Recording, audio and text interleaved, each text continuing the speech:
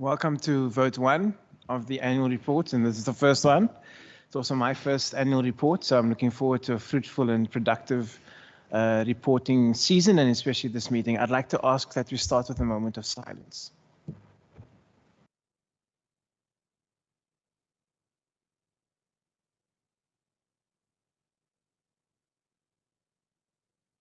Thank you very much. Once again, welcome to this meeting. I'm going to ask the members to introduce themselves. My name is Christopher Fry. I'm the chairperson of the Department of the Premier and Constitutional Matters. Thanks, Chair. It's Cameron Dugmore, member of this committee. Good morning, Deirdre Bartma, members of the committee. Thank you. The members online. Good morning, Honourable Chairperson, all members, Premier and officials. Wendy Kaiser-Philander. Good morning. Morning, ma'am. Mr. Premier, welcome, sir. I'd ask you to introduce yourself and the team, please. Thank you very much. Alan Wendy. Chair, good morning to you and the members. Harry Malila, I'm the Accounting Officer for the Department of the Premier. Morning, Chair, Honourable Members. Andre Jumat, Head of the Corporate Services Centre. Good morning, Chair, Honourable Members. Lucas Buter, Legal Services. Morning, Chairperson and members. Henriette Robson, DDG Corporate Assurance.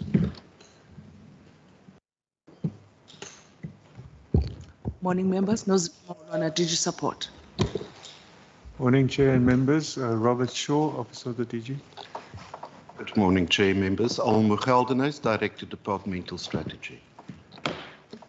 Good morning, Chair. Blanche Cancross, Internal Audit. Good morning, Hildegard Fast, Policy and Strategy. Good morning, Chair and members. Johan Nel, Chief Director, Organisational Development, DOPI. Good morning, Louise Estreiser, People Management Practices. Good morning, Zenit Ishmael, Strategic Management Information.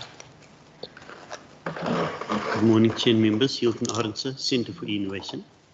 Good morning, Tammy De Decker, Office of the Premier. Good morning, Dricus Passon, CFO. Thank you very much. Are there any of your of the department online? If you would introduce yourselves. I'm not sure if there are.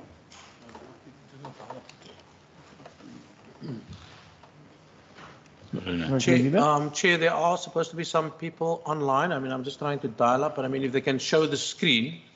I don't know, Amoshiba. Okay, yeah, go ahead. Go ahead, sir. Ihsan Samai, Chief Director, Transversal Applications, Centre for Innovation. Okay. Are there any other members of the department online? Yes, good morning, Chair. It's Evan Alexander. Unfortunately, the camera on my PC doesn't work. I'm the Chief Director of Connected Government and Internet Services. Thank you.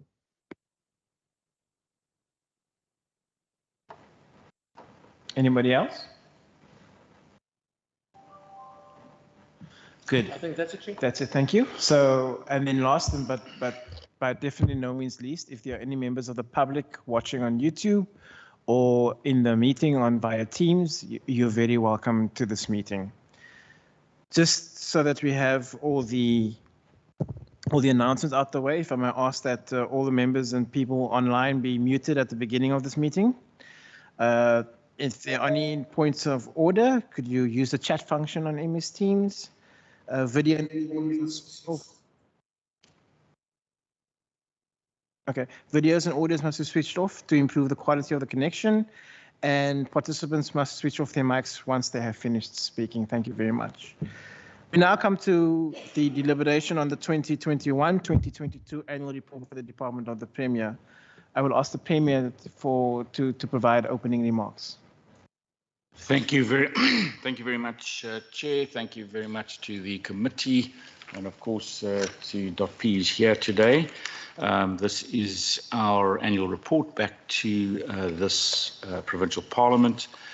I think this year under review, and it's in the forward at the beginning of the document, really speaks about coming out of a pandemic and then getting the province going again.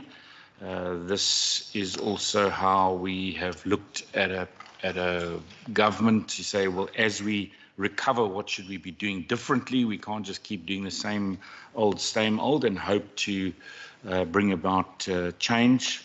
So as you see, this is where we are coming out of that pandemic, moving into looking at infrastructure and mobility. These are two big things that face the citizens of our province every single day: the shortage of or inadequate infrastructure for everyday lives, as opposed, and also inadequate infrastructure that enables the economy to grow and investment to happen, so that we really get exponential change in society. The same thing goes for how people move around, how goods move around.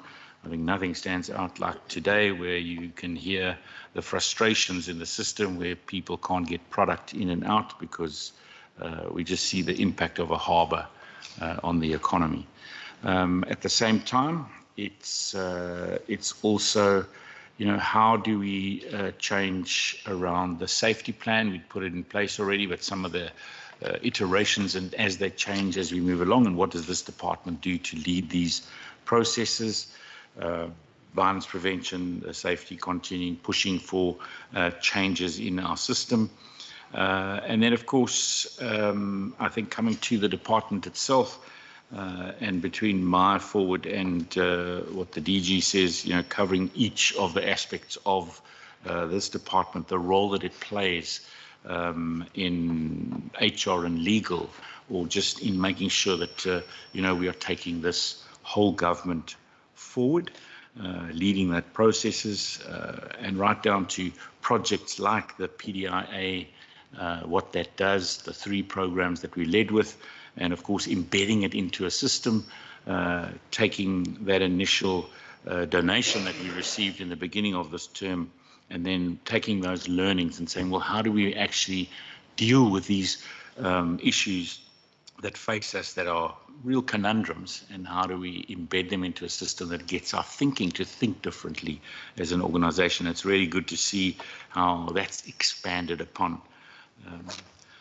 dealing with ranges of issues that are led from the policy team here, or if we think about the culture journey that we're on as an organization. If you don't look at your culture of your organization, how do you expect to also change? You can't keep doing the same things over and over again. And if we are to be citizen-centric and citizen-focused, how are we as a team, being Team.P, and then as a team being Western Cape Government, making sure that we're doing the best that we can in support of all of the citizens of our province. We've really got to get our economy up and going again. And then that talks to all of the services that this department gives to the various departments across this government, whether it be the role that international relations plays, or our legal teams, whether it's ICT connectivity for ourselves as well as the citizens, whether it's the HR services that we give to each and every one of these departments. And then, of course, it's this team and the leadership that this team and the leadership role that this team plays for the 87,000 people who work in this government. And then how do we make sure that we're steering this ship so that it can offer the biggest opportunity to every single citizen. And we know across the world, and specifically in our country, our citizens are feeling it. We've got high unemployment rates. We've got, on top of that, you've got load shedding, the impact of load shedding. We can see mental well-being coming out of the pandemic. We can see the ability of people to get the economy up and running again. So jobs, really trying to get those. And of course, how do we unblock these barriers en route? But I think those points are highlighted in that forward. And of course, this is the report of each and every one of the departments of all of our programs. But if I can also just say at the outset to this team, thank you very much for the work that gets put in. I mean, everybody dropped everything during the pandemic, and straight afterwards picked up and on we go again. And you can see it when, and obviously this part of the committee doesn't really deal with the audit report, but you can see, from the management, from the internal auditors, from the audit report, you can see that there's a tight ship here. And I want to thank all of the officials in this department as we kick off with this report. Thank you, Chair. Thank you, Mr. Premier. Dr. Malila, would you like to provide some introductory remarks? Chair, thank you very much. I want to connect to what the Premier said. I mean, my report is set out obviously as part of Part A from page 14 to page 22. And I think it connects quite perfectly with the forward and what the Premier has indicated. Obviously, from the administration side, obviously the big focus has been on the pandemic for that year, but not just on that. It was also on the recovery plan. So in the beginning of this financial year under review, Cabinet approved the recovery plan for this province, obviously focusing primarily on jobs, safety, and well-being. That is obviously taking some of the lessons that we've learned, through COVID. We've also implemented the concept called a new way of work in this department.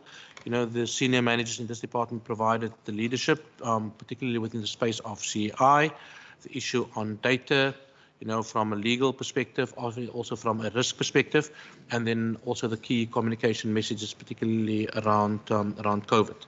Internally, and we're still building on this, we've also tackled the whole issue around values and culture in this government, particularly working on our 6 values, and the one particularly in this department is on innovation, and we're working obviously with the other departments, and within all of that also working on strengthening the internal governance in this vote, but also across government. Chair, this department is not just operating on its own. Obviously, we provide a lead, guide, and support role to the other departments, given Premier's role as the chair of, or the head of Cabinet. So we provide a guiding role to all the departments in terms of the priorities of government, and that is all supported by this key team. I just also need to indicate, obviously, the role that this department, particularly also the Premier, plays, when we engage nationally through the President's Council, the PCC. Also, the role that this department plays together with local government when we engage municipalities, particularly during the COVID period, and also in terms of the recovery phase. So the engagement with municipalities happens quite regularly, and we've also provided external support, to some other departments. I have touched on the whole issue around our culture journey, the increased urgency for digitization, given, where we are moving towards. And then, Chair, as part of my report that's in the annual report from page 17 to 22, was just an overview of our own performance. One entity that's in our space is obviously the Children's Commissioner, which reports to Parliament separately, but the budget sits in this particular department. I must indicate there are no issues with regards to the Children's Commissioner. We provide all the necessary support, and we're also trying to just assist them with the final stretches around sorting out, some of the accommodation issues. But Chair, again, my thanks goes to the leadership and the management and to every employee within the Department of the Premier. This report sets out the work that was done by every individual in this department as a collective and as a management team. We're quite proud to represent the performance of this department to the legislature today. Thanks. Thank you, Dr. Malila. I'm going to ask that we interrogate the report in the following ways. We'll do Part A, which is the general information, Part B, which is the performance information, and Part D, which is the human resource management part. So what we will do is we'll start with Part A, and I will ask members if they have any questions on both the forwards by the Premier and Dr. Malila, the accounting officer, as well as their opening remarks. Members, are there any questions regarding that? I see Honourable Dugmore and Honourable Bartman. Honourable Dugmore. Yeah. Thank you, Chair. Once again, greetings to you and the Premier and the DG and all the staff and fellow members. I do have a few questions. Excuse me, in the forward by the Premier, there's an indication that in April of 2021, and it's also referred to in the DG's forward, approved the Provincial Recovery Plan. So The first question I would like to ask is, since April 2021, and given also that the first priority of this plan is jobs, could the Premier indicate to us how many jobs were created from the date of the adoption of the Provincial Recovery Plan to the date covered by this report, which is until 22, I believe if I've got this right, is it the 31st of March? Correct. 2022. Yeah, 2022, just the date in 2022 that this report covers. The 31st of March. Yeah. Okay, so, and then if I could maybe just ask 3 questions. Yes, go ahead. Sorry. Now, with the focus on jobs, the Premier in his forward says we aim to support private sector-led job creation, and then also the commitment to infrastructure growth. Now, I'd like the Premier to comment on, for instance, the initiative by the President to create expanded public works jobs, supporting our schools and at different levels. Those have obviously been made available to the people of our province plus the rest of the country. So when the Premier says he aims to support private sector-led job creation, and one can see the initiative of the President in trying to recover the economy, also going for expanded public works, and let's call it public employment. So could the Premier indicate to us whether any public employment has been created by this provincial government for the term under review, or whether public employment is not part of the recovery plan, because the jobs referred here refer only to private sector-led job creation, hence the question that I've asked around how many jobs have been created since the adoption of the Provincial Recovery Plan in April 2021. And then the third question relates to infrastructure-led growth. Could the Premier just explain that? Are we talking about our provincial infrastructure such as roads, schools, hospitals, or is there any other particular infrastructure-led growth that he's referring to? You will notice, Chair, further on in this program, the report indicates that there's not a single public-private partnership between the Department of Premier and anyone else, not a single. So could the Premier just give us more detail of what kind of infrastructure and where this infrastructure will be built and when it will be built? Those are my first 3 questions. Thanks. Thank you, Honourable Dugmore. Would you prefer, Mr. Premier, would you like to answer those first, or can I take Honourable Bartman? Well, let me just come in with those, and then if anybody can top them up. Okay. And then we can go to the next one. Sort of like 3 at a time would be great. Thank you very much, Chair, and thanks to the Honourable Dugmore. I will, obviously this is the Department of the Premier, and I'll talk generally to EPWP jobs and to the jobs plan that comes out of the Economic Development Department. I'm answering the question now, so I'll get back to Stats SA and can give him the exact numbers on how many jobs growth in the province. But of course, this is not the department that reports on either of those 2, but I will give him those numbers before the end. It's quite easy to find them just on the website. But then when we come to the EPWP jobs, there's two sides to this. The first one is obviously like the one that the Honourable Member mentions around the teacher aids. And of course, we are implementing those across all of our classrooms. And then, of course, in our own department, primarily from the Department of Transport and Public Works, lead most of the EPWP jobs in our government. And of course, it is part of it, but you can't recover an economy and some of the worst unemployment rates of youth and unemployment rates in the world through public works programs. You've got to get the economy up and running. And so it depending on which department it is, but in the department of Minister Murray Winger, that's where the jobs plan eventually lands. We are busy refining it again. Obviously here we speak about the recovery plan, And at that stage, we were trying to come out of a pandemic. So the initial recovery would have been how the Transport and Public Works Department made sure we were trying to engage with small SMMEs, for example, those companies who were in the construction industry, and how did we get them into painting our schools or into repairs and maintenance across our infrastructure, whether it be at hospitals or road infrastructure. So really helping those small businesses, that was part of the initial recovery plan. And then what do we need to do about getting exponential growth through investment into the economy so that we create jobs?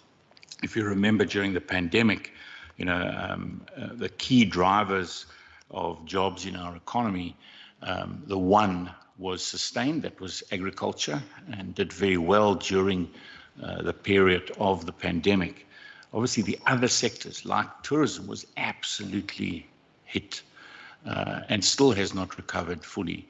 It's very interesting to see how the recovery, say, for example, if you're monitoring airlines, in George, we're seeing to pre-pandemic flight increases. I think it's sitting at 101, 102% of where it was.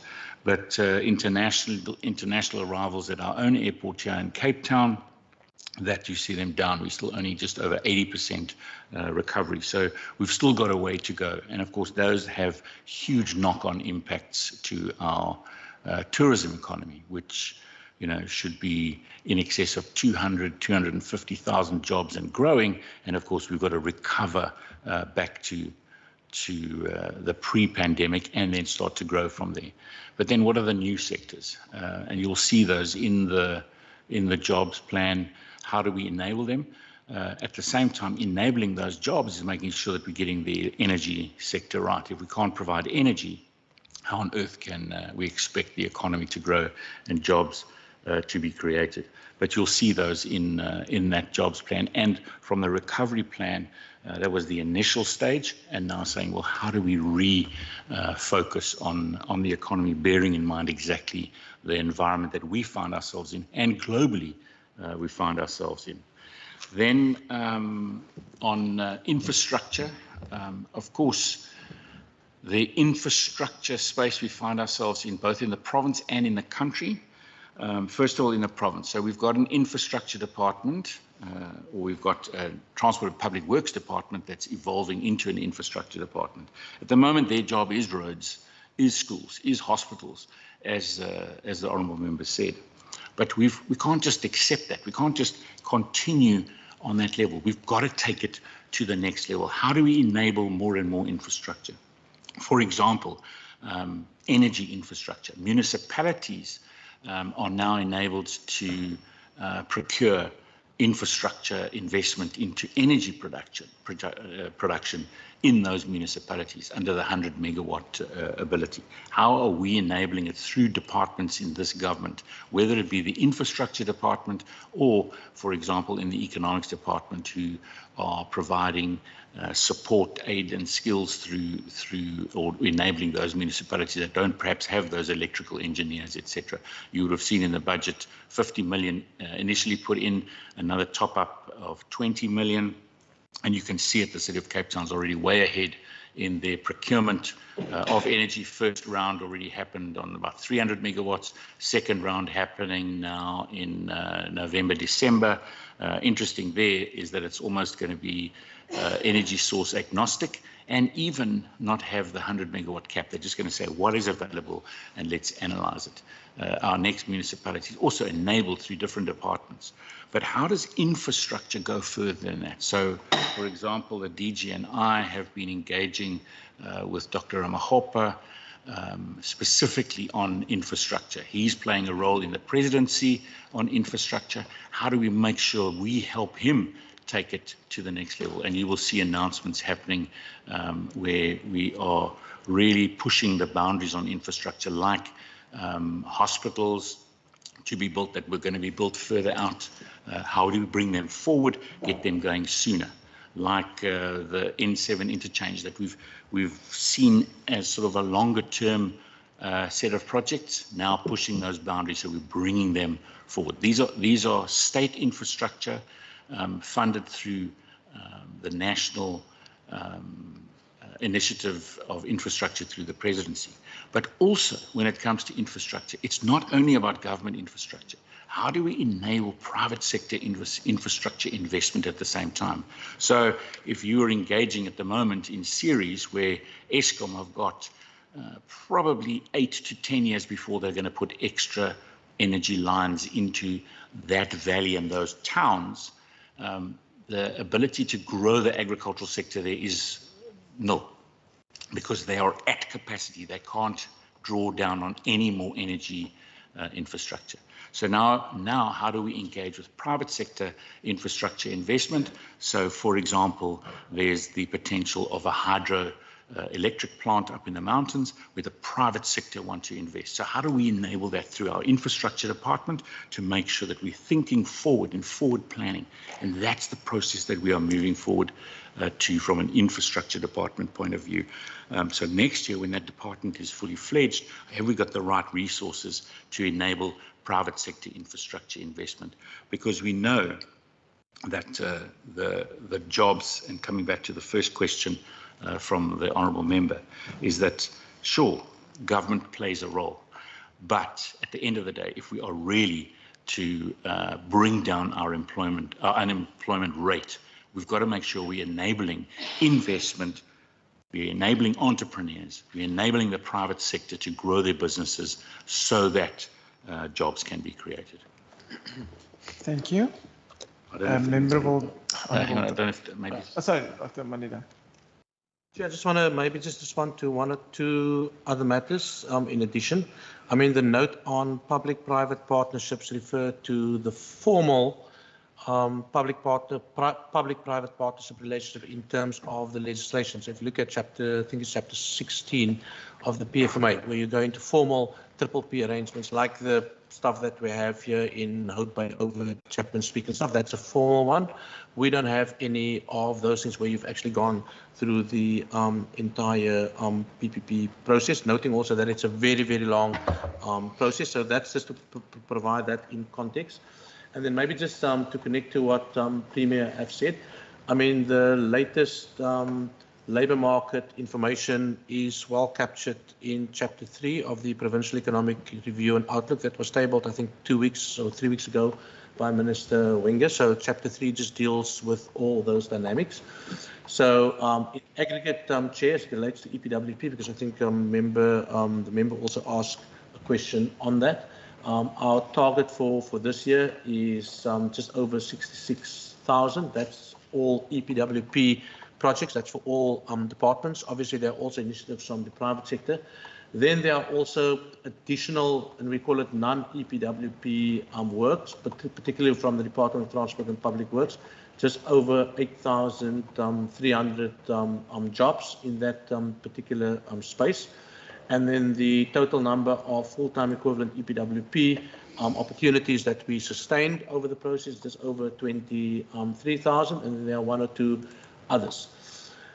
In aggregate, I mean, if we look at the total number of jobs that's been created between Q2 in 2021 and Q2 in 2022, that's also captured in the Provincial Economic Review and Outlook. The number of people employed was just over 2.2 million in 2021. Obviously, that is also during the COVID period. There's been some recovery with the economy creating 87,000 additional jobs. And I mean, there are some detail on that, and there's also some statement that's been made on our website in relation to particular areas. And I know there's also been a parliamentary question on that, which we've also responded to as a department, and we've also sent out in which particular areas those jobs have been created. I think Premier responded to all the other issues, or the other two questions related to infrastructure-led growth, and also I responded to the public-private partnership. That was really just to augment, the questions that have been asked you. Thanks. And Chair, I've got those numbers now. So we're still 157,000 jobs down, pre-COVID jobs numbers. But you saw Q1, 35,000 new jobs, and Q2, 46,000 new jobs. Thank you. Honourable Bartman. Thank you, Chair.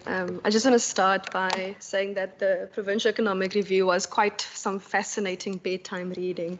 And I'm sure that we'll all agree that leaders are readers, especially since the Western Cape has expanded unemployment rate that is the lowest in the country at 29%. I mean, our counterpart Gauteng sat at 43.4% on pages 64 and 65. But my first question is on page 15 of the annual report. And that relates to the data gathering under the Provincial Data Office. And I just want to find out what are the lessons that we have learned through the data gathering and evidence that we are now using for decision making, and how are we implementing monitoring and evaluation in order to implement the solutions going forward. And then on page 16, dealing with cybersecurity, it has been correctly, obviously, analyzed that we are digitalizing as a government, as a private sector, and it's an increase, and it's a rapid increase. And we now have to focus more on cybersecurity. And I just wanted to find out whether we could actually start doing more frequent briefings, even if it must be in camera, due to the nature of cybersecurity. Because a concern of mine is that it's one of those things where you'll never know if you've done too much, but you'll know too late if you've done too little. Then I just wanted to find out on page 17, I know Westkrow gave the department some money back, and I just wanted to find out what that was for.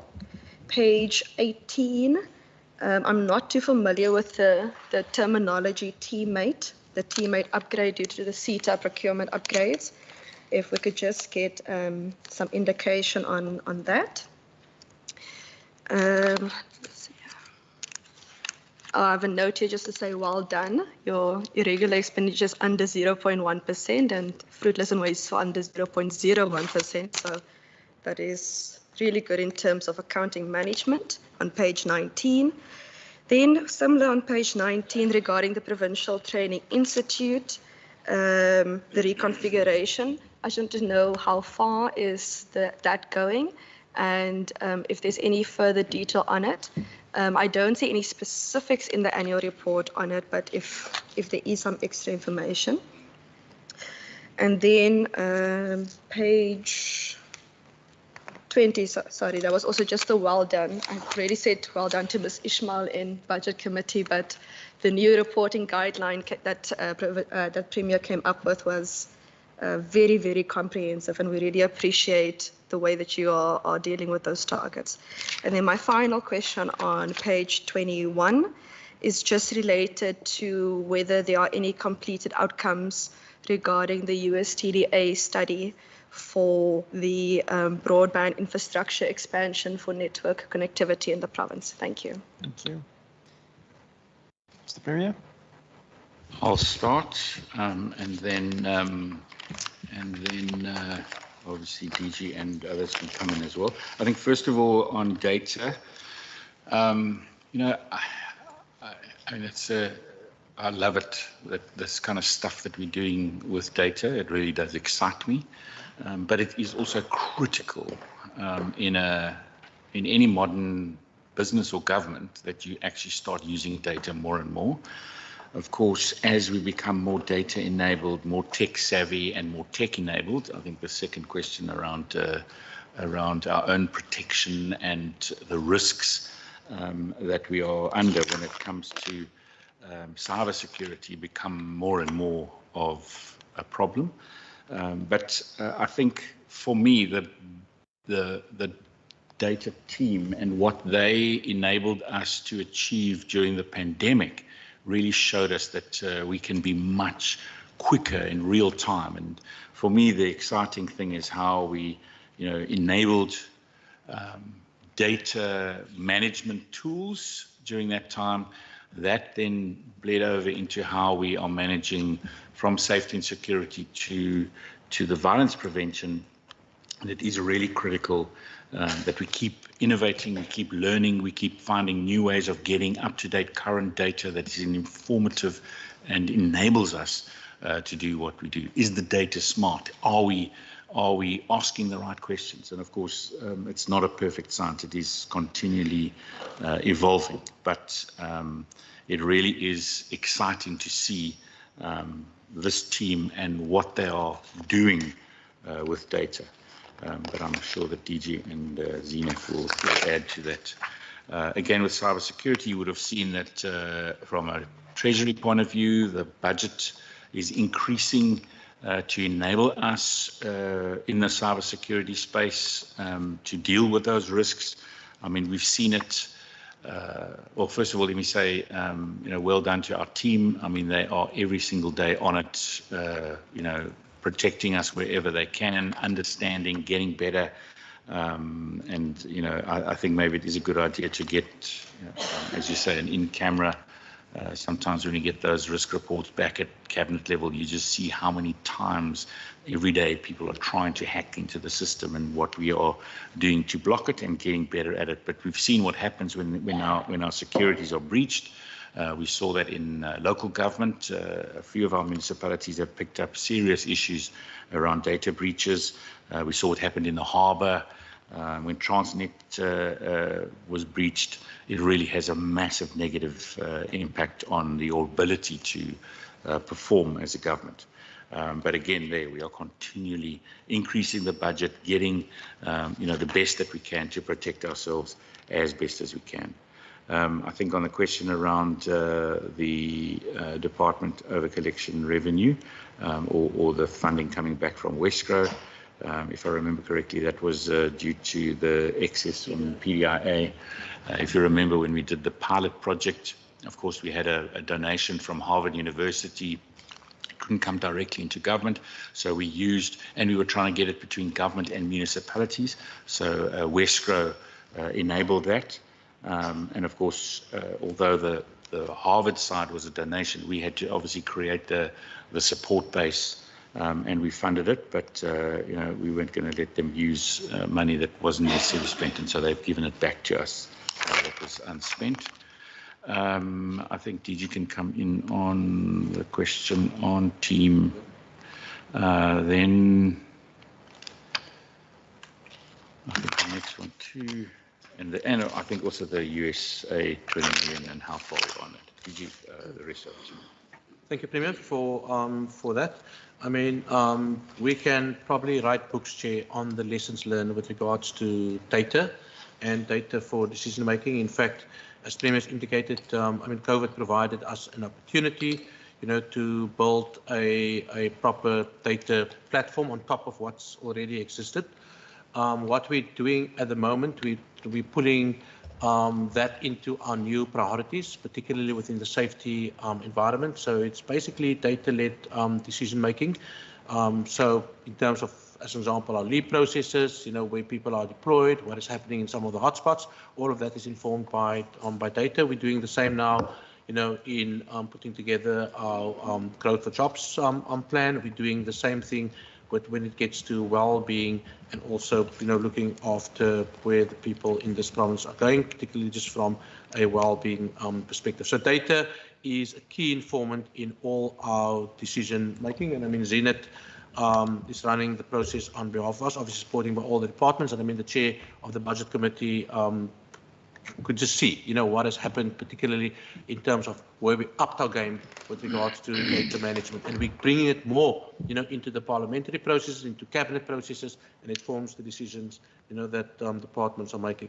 On cybersecurity, Chair, just to augment also what Premier has said, obviously the whole issue around ransomware attacks have become more complex, and that is not just in Western Cape government, but also in the space of municipalities. And I mean, Wilton's team is running that process together with the CI team. We've already assisted municipalities. We've assisted Theewaterskloof as an example. We've assisted Swartland municipality at a point in time. There's been some internal attacks in our own system. I mean, we've got systems that monitors on a daily basis the amount of attacks that's entering our system. I mean, some days I think there was something like 15,000, but I mean, Hilton can give that particular detail. But I mean, we are aware of some of these. Obviously, there are sensitivities, around processes that we're putting in place to kind of back off some of these things. But we're quite open because we've already done a presentation to the audit committee from a governance perspective. We've done presentations to cabinet. Obviously, we don't go into the detail given the nature of these meetings. I mean, you don't want to tell people where you are putting all your trip switches and all these things because they can just use that to get into the system. But I mean, we are open to presenting, what is our strategy around it. And as Premier has indicated, we've also received additional support, from the Treasury to up our game, particularly as it relates to that. I think Premier responded to the issue of Westgrow.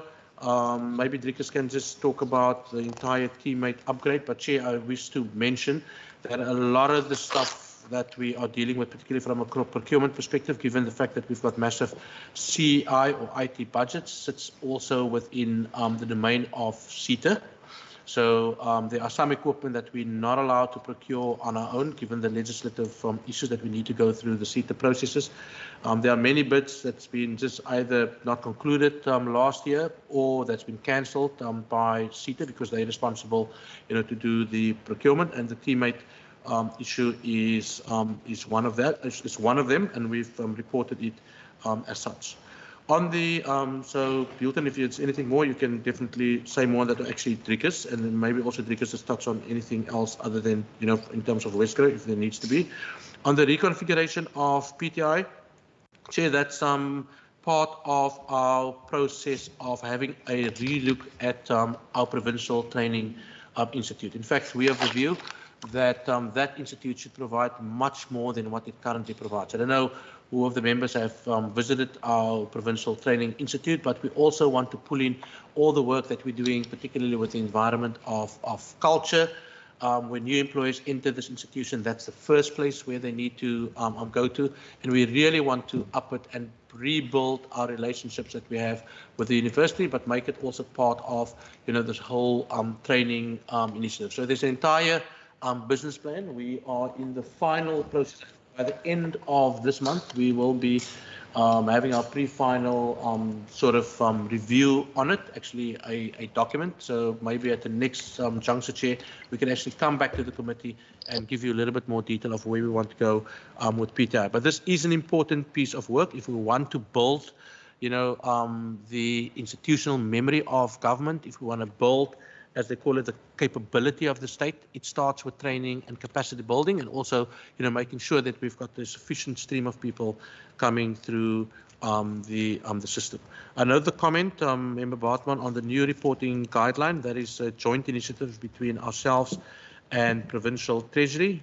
And we're using it, obviously, starting with the Budget Committee that takes responsibility for all the other committees and the stuff that happens in departments. And hopefully, with more engagement with this, with the Budget Committee, and also we're pulling it into Cabinet. The only thing we can do is really just to up our game on it and become much more transparent. And the next process that we want to embark upon is to start to put this data out there so that communities can also use the data to make decisions. Communities can use the data, to keep us accountable for what we are doing as a government. And that is something that Zenith and her team is working on. Chair, on the USTDA process, that's work in process. We are looking at the moment at broadband 2.0. We've received support and we've also disclosed it, and that is an ongoing process where we're actually evaluating. We're looking at the performance of broadband 1.0. Look at where is it that we want to go as a department, where is it that this government want to go. And that process is still in process, but if Hilton wants to say a little bit more, we can do that. So Driekus, if you can just touch on Westgrow and teammate, and then Hilton maybe just quickly touch on USTDA. Yeah, I think the other stuff are broadly covered. Driekus? What does it? Yeah, thanks, Chair. Teammate will be dealt with by Ms. Robson in her program. Just on the Westgrow, I think Premier has answered. The PDA was piloted in Westgrow. We made a contribution of about 5 million a couple of years ago, and there was a decision to transfer PDA into Department of the Premier, and obviously the money that was left had to be paid back, but because it's an old financial year, it only can go into revenue. You can't put it back into the objectives. So that's at 2.7 million. But while I have the mic, I thought on the irregular expenditure, just to note that the current year irregular was 653,000, which is listed on page 19 in the middle. It's really 4 cases. And if one looks at the narrative in the media, it's always that irregular is fraud, it's corruption. That is an incorrect notion, because for all these matters, in fact, we had value for money. If you look at the 70,000 in the second bullet on that page, it's the SPSS licenses which we use in our training facility, which DG just spoke about. Without that, we can't do certain types of training. The 500,000, there was a international behavioral economist who actually came to present to a number of persons in that space. There's a 75,000 that went to SARS. It's a requirement that we pay import tax. That money is not lost to this government. It just went back to the coffers, as it were. So I thought as comment on that. Thank you. Thanks, Chairperson. Chairperson, as it relates to the question on the phases that's been completed on the Broadband 2.0 feasibility study. So we've completed 4 phases, the 5th and the 6th one, we're busy with that. So just to give an indication of the extent, we have 13 tasks, and we've completed tasks 1 to 4. Task 5 is in an advanced phase, which is generally looking at the Broadband 2.0 model options. And then we're also busy with the task 6 in terms of solutions design, the governance model pertaining to it.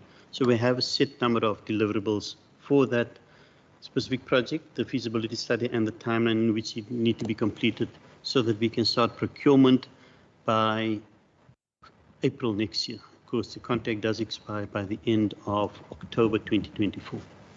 Thanks, Chairperson. Thank you.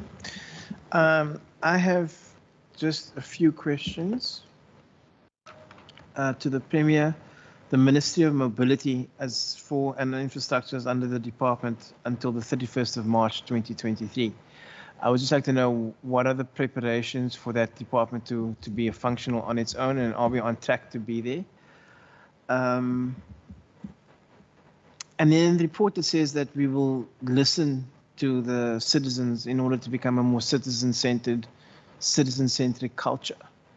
I would like to know what is that? How have we listened? How many public engagements have we had with the citizens of this province, and where? And then, yeah, the infrastructure. The Premier's mentioned the N7 interchange, and that's a particularly sore point for me because I travel through that N7 interchange every working day. And although last week was a godsend because of the school holidays, today it takes you at least, if you're lucky, it takes you about 15 minutes to get through less than a kilometer of roadway. What's the... Sorry, could you mute your mic, please? Thank you. What is the plan? I understand that the N7 interchange would be a national competence because it's a national road into a national road. But as I understand it, the Mike 7, the Jakes Gerwel Drive going towards northbound is still part of the city or the provincial road structure. I just want to know what is the plan for the N7 interchange? And then my last point is back to data. Data is obviously critical in providing quality service delivery to our people. I've been doing a bit of research in terms of data and data-driven solutions in the private sector. Have we looked at a private partner, a loose public-private partnership in terms of, are we learning from other entities in the private sector as to how to have a data-driven service delivery function? Thank you. I'll start, Chair, and then hand over. I think, first of all, the Minister of Mobility. So obviously, You know, as I've said in answering questions in the House, etc., when you make an announcement for a new department, there are processes that have to happen. And I mean, they're very complex, lots of processes. You know, especially when you are taking existing departments, some parts are coming out, other parts are going in. And the planning for all that has to happen over the year. You know, you can't just immediately contracts in different names, etc. And so in this process, I then said, but I want the ministry set up so that the ministers themselves can lead the change and lead the process. You need to have someone leading it. Of course, when that happens, where do you put a new ministry that's never existed before? And so we've decided to house it within this department. .p, and of course, so that's where the mobility ministry sits. And so our policy team is helping. Obviously, the existing departments are also helping. I mean, we're engaging with them. They're putting together the strategy documents. We've got to put together APPs. We've got to put together the full plan so that on the 1st of April, you can then, inform national government. You can do all of those processes on the 1st of April with the new financial year, with their new budgets. Then they can get going. So obviously that's what's happening with mobility, infrastructure. That ministry is in existence. We've just used the current ministry that is in the Department of Transport and Public Works. And then also, I mean, DG can also add to this, but because obviously there's also ministries in human settlements, and so what will happen is obviously that will happen as a financial book entry will correct that as we move forward. With regards to listening, I think DG can also add to that, but of course as a government and from the very get-go, we have put in place the first Thursdays where you listen to citizens as the whole government. We also take that out on the road where we have gone to different parts of the province, and we will continue to do that. But also as part of listening, it's also part of our culture journey as an organization. And so, when citizens engage with governments around the world or in our country or in our province, citizens have a different experience. And how do we understand what that experience is? How do we also, as government, get to grips with it? And that's added to our culture journey that we're busy with, and maybe Johan also wants to add to that. But for example, in my own diary, and I think DG can talk to you about the innovation and stuff in the diary of this team, but in my own diary, when I'm in parts of the province, what I do is I do unannounced visits. And that is part of listening. So you would arrive at a health facility, you would arrive at one of our, but it's totally unannounced. So there's no, if you go announced, there's coffee and muffins and, somebody's gone around and there's been a whole lot of spring cleaning. So now when you arrive, you sit in the queue and you sit with citizens and you talk to them. And how's it going? And, how long have you been waiting? And so that is part of how do we bring that back? And then we have discussions, and the idea is that it will also bring about innovation, because I'll give you an example that used to drive me crazy. So you go and sit in the queue at a clinic, and everybody moves up one chair until you get to the chair at the door, and then you get helped. And so now you say, but hang on a second, why do we do this? Because, if someone's got a very serious illness, then everybody's going to go and sit in the illness chair on your way to the door. That doesn't make any sense to me whatsoever. And it was interesting. I went back to that specific clinic, and a couple of months later, and they don't do that anymore. But that's about listening. So first of all, you can bring about change because you are there and you are seeing it, but it's also what we bring back then and say, okay, but these queues are too long, or this is not working, or wow, this works well, can we replicate it somewhere else? And so we're all embedding our own processes in the management space. When it comes to, well, you spoke about the N7. Of course, it is a massive project. Our department has been working on it for quite a long time, putting the plan together. And of course, because we've been working on it, When the announcement was made and Dr. Ramagopa was appointed in the presidency around infrastructure and our engagements with them, we were saying, well, what projects are there? And this is one of those projects that we've actually managed to bring forward because we can get the support from Dr. Ramagopa. But I think DG can also add some more meat to that bone. And I think the same thing on your last question with the data. DG? Premier, thank you very much for that. I mean, the N7 is a massive project that's going to run up until about 2030.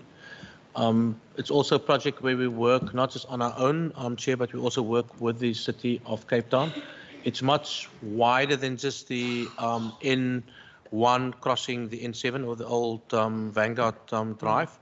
You will also know there are some current works happening at the moment at the refinery. You will see there's an additional bridge that they're building over the N7. All of that is part of the N7 project.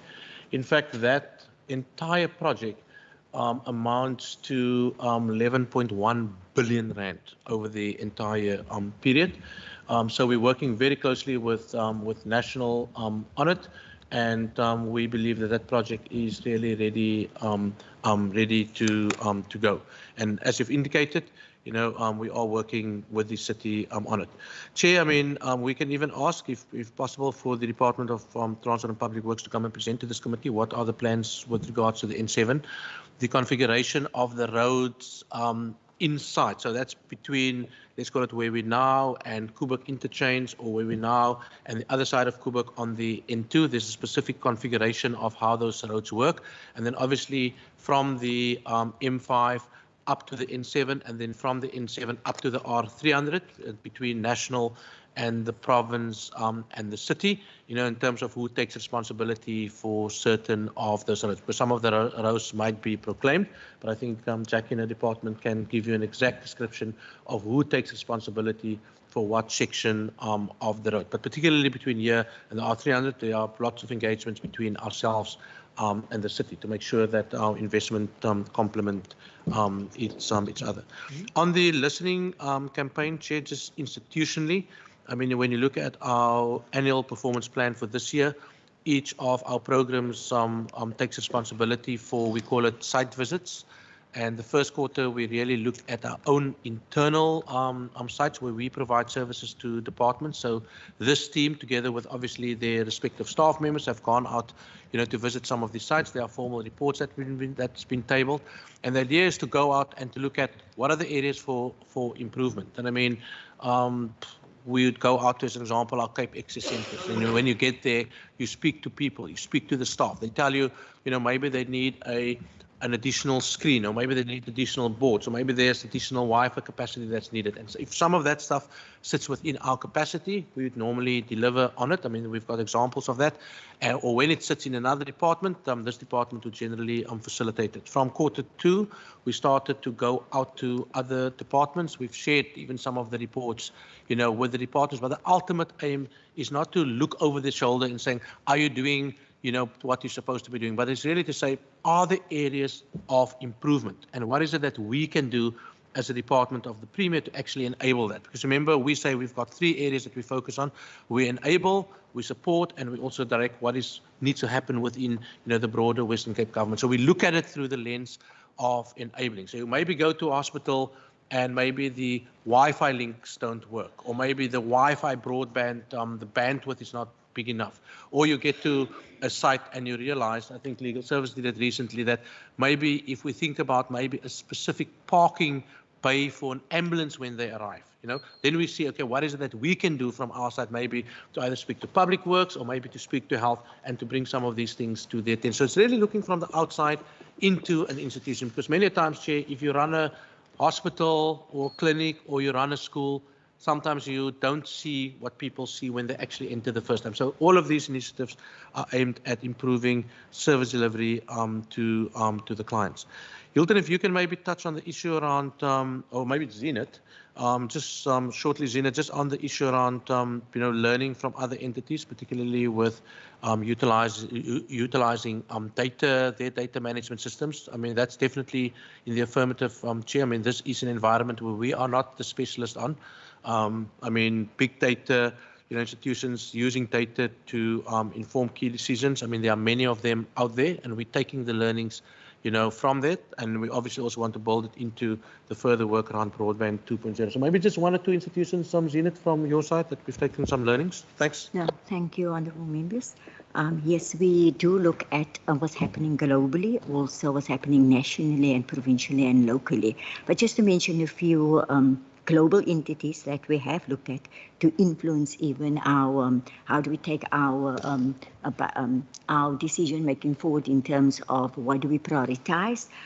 We looked at examples from the World Bank in terms of how they're deriving public sector data data initiatives. The 3IE, which is the International Initiative for Evaluations, and we look at the evidence portal and how we can improve our data port, our Western Cape data portal. And very, very much, we cannot ignore Africa in terms of the digitalization, the regulatory environment, what's happening in Africa in terms of the digital economy and free trade of data and across borders. And that is where the cybersecurity also comes in. And then if one look at all the annual reports across all the provinces, then we humbly say that the Western Cape government annual report stands out in terms of when we talk about data. Give Free State acknowledgement in terms of where they're going also with data governance. And then just recently, we come out of the Evidence 22, where Western Cape participated, the only province that participated in terms of the Africa Evidence 2022 in collaboration with the Africa Centre of Evidence in terms of responsive evidence policy making. Yeah, and then very importantly, it is data-driven decision-making comes with the new ways of working in terms of how do we build our data capabilities and our skills capabilities, because as technology evolves, then how we make decisions around data also evolve. Thank you. Thank you. I understand that Honourable Kaiser Philander, you have your hand up on MS Teams. Yes, thank you, Chair. I actually lowered my hand in the meantime because in the DG's letter address, I was actually covered in terms of monitoring and evaluation, Chairperson, because my question would have been exactly on those enabling mechanisms as well as identifying those challenges. But the DG addressed that for me. Thank you, Chair. Thank you very much. We'll move on to section 6. Yes. My understanding of your ruling was that, was that we were going to ask questions, and then, and I said I would ask 3 questions, but I still have a number of questions on the forward of both the Premier and the accounting officer and the DG. So can I ask my next set of questions? Okay, yes, you can. Thank you. So just to finish off the jobs issue, I just wanted then the Premier or the DG to confirm that besides the EPWP jobs which were referred to, there's no other public employment. There was no other public employment created by the provincial government during this term under review. And so I just wanted that. And then secondly, look, the alcohol harms reduction has been promised since 2017. It's now 2022. Could the Premier give us an explanation as to why previous commitments when he was the MEC have still not materialized in what was promised then? In other words, an amended Liquor Act and a strategy. Could we just get an explanation why promises of 5 years ago have not translated into a new Liquor Act or an amended Liquor Act? Because it's always referred to, but the actual outcome still hasn't been achieved 5 years later. That's the second one. And then obviously for follow-up, there's reference here to key provincial transversal strategies, and we hear about synthesis briefs. I would just like to ask, in terms of the gender-based violence policy brief, does that policy brief contain a provision where any official of this administration who's criminally charged for sexual abuse should continue to hold their position in this administration or not? Does the policy brief contain that, or does it not contain that? And then there's reference, and I think it's critical that the PTM is discussing issues such as mental well-being, youth development, infrastructure. But, you know, there's reference here that in these meetings there have been discussions, but where are those discussions actually going? Is there a formulated youth strategy? Is there actually a strategy around mental well-being? And then we've had issues around the listening tour that's been explained. And then the Premier in his opening remarks also referred to load shedding and energy. So I would just like to ask, when can the province expect the renewable energy projects which are being initiated, which the MEC has also spoken about, to come online, and what will the cost of that energy be, and what will the amount of energy provided? Could the Premier just give us a sense as to when these projects are actually going to land? Clearly, we need to support, and in the President's announcements, there's been a strong emphasis of the role of municipalities. But what I would like to get from the Premier in terms of his reference, the projects that this department is obviously overseeing, because energy is a critical issue for us. What is the capacity of energy being talked about? What will the cost of that energy be, and when will it come online? Is the Premier able to indicate that? And my very last question on the forward of the Premier, there's reference to the renaming of community safety as a Department of Police Oversight and Community Safety. In the Constitution, both of the province and the National Constitution, there are powers given to the province in regard to oversight, the appointment of the police commissioner. Could the Premier actually inform us which additional powers, other than those contained in the Constitution, both provincial and national, is the Premier seeking for policing? Because we all know that there's a provision in the National Constitution where the provincial commissioner, on recommendation of the provincial executive, can be removed. And in all these years, the provincial, the former Premier Zille has not used that power. Premier Windy has not used those powers. So I'd like to ask him into what are the actual extra powers that the province is seeking in regard to policing. Thank you. Thank you. Before the Premier asks, I just want to ask you if there are any other questions, because after this I'd like to move on. Honourable Bartman. Thank you, Chair. I just have two follow-ups. One is on the CETA procurement, that it was said that we can't do the procurement without CETA, and there's certain items we can't procure. And I just want to understand what exactly are those items that we can't procure, because it kind of feels like this is a big, red tape hurdle that you kind of have to ask permission in order to do progress, and then you can't go on to procurement, you can't then end up spending the money, and then next year we're going to sit here again and Deidre is going to ask the same question about why was the procurement delayed. And then second of all, a follow-up just on the Provincial Training Institute. Just to find out how many students are currently within the institute in terms of training, and is it short courses, is it long courses, and is it accredited? And we can perhaps just get a list of some of those. Thanks. Chair, could I just ask for your order ruling? For the DG, I've just got, I think, 3 questions. Should I just ask those now? Yes, please, because I'd like to move on after this. Thanks. Just referring to the report of the accounting officer, I would just like to ask, in regard to the under expenditure, there is an explanation there. about some of that money could have gone to the Children's Commissioner. But we also note that there's been no expenditure towards the possibility of establishing the Environmental Commission. Does that mean that at this stage the Department of the Premier doesn't anticipate, hasn't anticipated and doesn't anticipate spending on the Environmental Commissioner?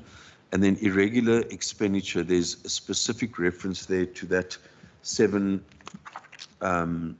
the 7 million, because the previous year there were 3 cases amounting to 13 million, and they are still under investigation. Could you give us an indication in regard to those, when they will be concluded? And then those 3 cases, there are now 5 cases in this financial year, which is 2 more than the previous year. If you could just give us an indication as to the 70 million that was condoned by Treasury, just give us a sense as to what actually happened there. And then the case of 7 million, which is still under investigation, once again, like the cases from the previous year, when will they be finalized? And then the 3 cases amounting to 582,000, also still under investigation. If you could just give us an indication on that. And then you've indicated that the Provincial Data Office on page 20, if you could just indicate where particularly is the data office housed, and how many staff members actually keep that data office going. Obviously there's collaboration with other departments, but the actual data office referred to here, if you could just indicate the staff members that are responsible for keeping that going.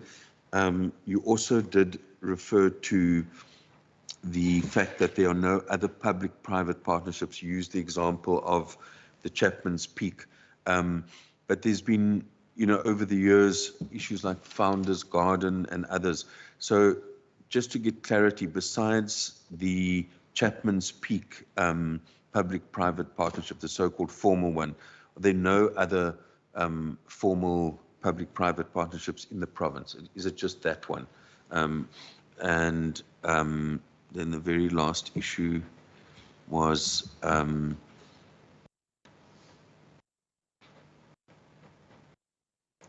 the issues of there has been a question asked about the U.S. Trade and Development Agency. That was answered. And then I think that those are the ones for there, and then we'll get on to part B when we are there, Chair. Thanks.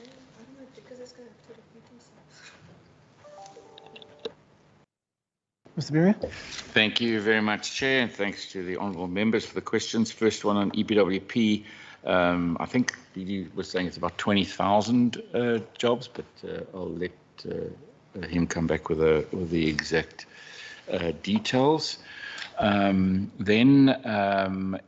with regards to the changes or amendments to the Liquor Act, the Cabinet in February gave the Department and Legal Services the go-ahead, and then they have been now engaging with the private sector. Obviously, these things have implications, and they're in that consultative process. I'm not sure whether Legal Services has any further update than that, but that Cabinet has already approved that process in February.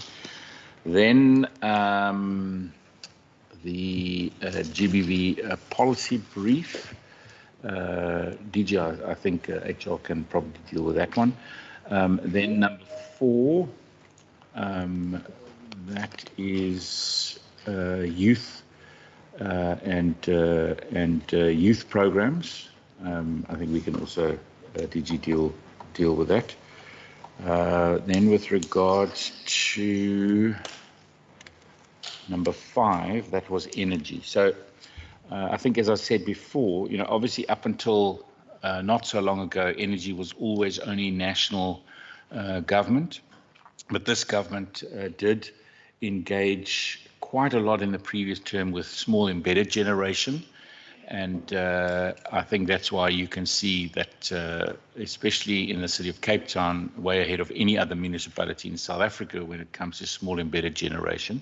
And that led to a very interesting indicator that one of the professors from UCT was talking about, and I asked if we could aggregate it by municipality, but we don't have that detail. But what we do know is total import into South Africa of solar panels, batteries, and inverters, which is this is small-scale energy generation. We are now the 6th biggest economy or market in the world when it comes to those three configurated, which is small embedded generation, which is very encouraging, but of course that's driven primarily because of massive energy failure and the inability to offer energy. And I mean, we just feel it right now, the longest period of load shedding that we've ever had and the worst year of load shedding, and the impact that has on businesses and the economy.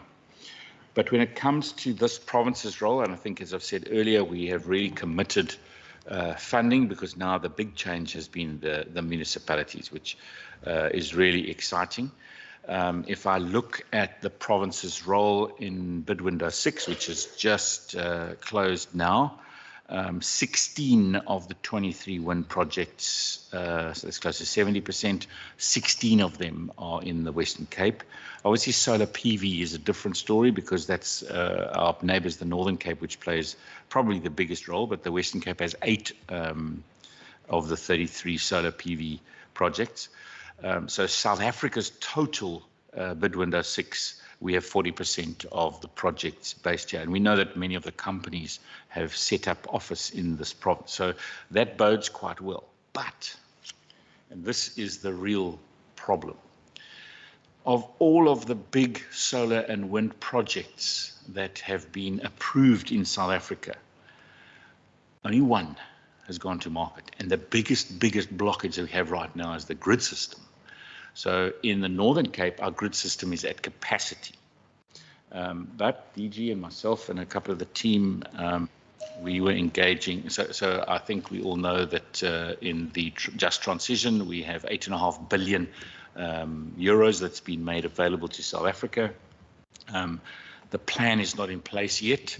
And we need to actually, as a country, we need to pick up speed on this, because you can see internationally there's a bit of grumpiness about it. But we were in a meeting the other day with the EU Investment Bank, and they have made available 1 billion euros over 2 years, the first year, and that's primarily going to go to grid enablement. And the big issue is, how do we get the grid enabled in the Northern Cape and the grid enabled in the Western Cape? And this is obviously the higher level energy needs for our country, and renewables coming into the system. And of course, we need to, whatever we can do in the province to help. And you would have seen the province, along with municipalities and Eskom, had met with business a month or so ago. We also really are, wherever possible, working as hard as we can to enable any of these kind of investments, because that's what we need to get energy security. We have a very strong vested interest in that grid because of Saldanha Bay and the potential in Saldanha Bay for energy for that region. And the RDZ can be used for that, and we need to make sure that we enable those municipalities to go out as quickly as possible to tender for the 100 megawatt space that's been allocated now to municipalities. And so that's a lot of the work that's happening right now within our DDAT team, as well as enabled by Green Cape, and also our environmental affairs team. The same thing would actually apply to Mossel Bay, to Stellenbosch. Those are the three the three municipalities that are probably the furthest ahead, other than Cape Town, which is now already gone, as I said earlier, to their first round. They're going around, they're really readying themselves for their second round. And it's how we bring those two together, both municipal and then whatever we can do to enable at a national level to bring us that energy security as quickly as we can. But there are major blockages in the system. There are major investments needed to unblock specifically the bigger high-level power and the renewable power into the system. We are seen as a huge potential for a potential green hydrogen market for the world. But you can't get it right if we don't have our own energy. But I think the supply and what's in the system. So in the system on renewable, wind and solar, which hasn't been able to get traction because of grid systems, but in the system is something like 7.5 gigawatts of energy. That's all just waiting because there's no capacity to log on to the grid system, which is very, very worrying at the moment. But we will try and enable wherever we can as quickly as possible to allow that to happen. And then the last one was community safety and powers. Of course, I think it's commonly known the powers that I would like. I would like full management of policing powers and the devolution of policing powers to the province. Whether we have used the existing powers that a province has, I want to say yes. Quite frankly, a number of times the national commissioner or the national minister have wanted certain police commissioners appointed or questions about them, etc. And we've had a number of meetings and engagements because of that exact power. But the problem, we know that when police commissioners change all the time, we need to get good, strong commissioners, and we need to give them the support while we are waiting for any kind of change constitutionally. Because, quite frankly, as I've said in this House so often, that the crime levels in our region are totally unacceptable. And we can't just keep going on at the same thing and not seeing any change, any difference. And that's why we put a safety plan. That's why there's 2.3 billion rand in this province that goes towards safety across the board. 2.3 billion rand. That's a lot of money. But just walk outside this door. Just go and see people being shot and murdered, and just see those crime levels that are out there, how people, the citizens, are hurting. And we will continue to push. We will continue to engage. We will continue to find new ways and different ways. And then lastly, the changing of the name to community safety. It's interesting to see how some of our name changes and some of our ways of thinking in this government about what should we be doing differently, because we need to make sure we are offering the citizens the best that we can. And noting that the new Gauteng Premier has made some announcements that are quite interesting when you think about our own structures and what our own departments look like and where we're moving to, and then having a look at the kind of changes that he's also making in Gauteng. I remember a lot of comment around the naming of health and wellness, and especially comment in this House. And it's interesting, I wonder what the comment's going to be, because I see health and wellness in Gauteng. Also looking at the infrastructure focus, the safety focus. So, yeah, it is quite interesting. But I think it was also critical that in community safety, getting people to understand that we want power over policing. We definitely want power over policing because we want to try and make a bigger difference. I've just come back from an engagement with the head of police in Bavaria, and it's interesting to have a look at those models, and it's kind of what we want to go to. And when you explain either to the federal government in Germany, or you explain to a state in Germany that this is how existing model operates, and they can't believe that that's how it operates. Anyway, but those are the changes that we want to bring about, because not just because we want to bring about change, but because we really want to make a difference to the safety of our citizens. And we are prepared to take risks. We're prepared to make changes. We're prepared to try different things, because it is absolutely untenable when 3,500 or 3,800 citizens are murdered every single year, and we're not changing anything. In actual fact, in our country, it's just getting worse and not getting better. Chair, maybe just a couple of responses from my side. Thank you for that. I mean, on the EPWP question that's been raised, I mean, if you go back, Member Duckmore, to the budget that was tabled in the beginning of the year on page 182, you will see that we spent in total 1.3 billion rand on EPWP, and most of that obviously sits in the space of transport and public works.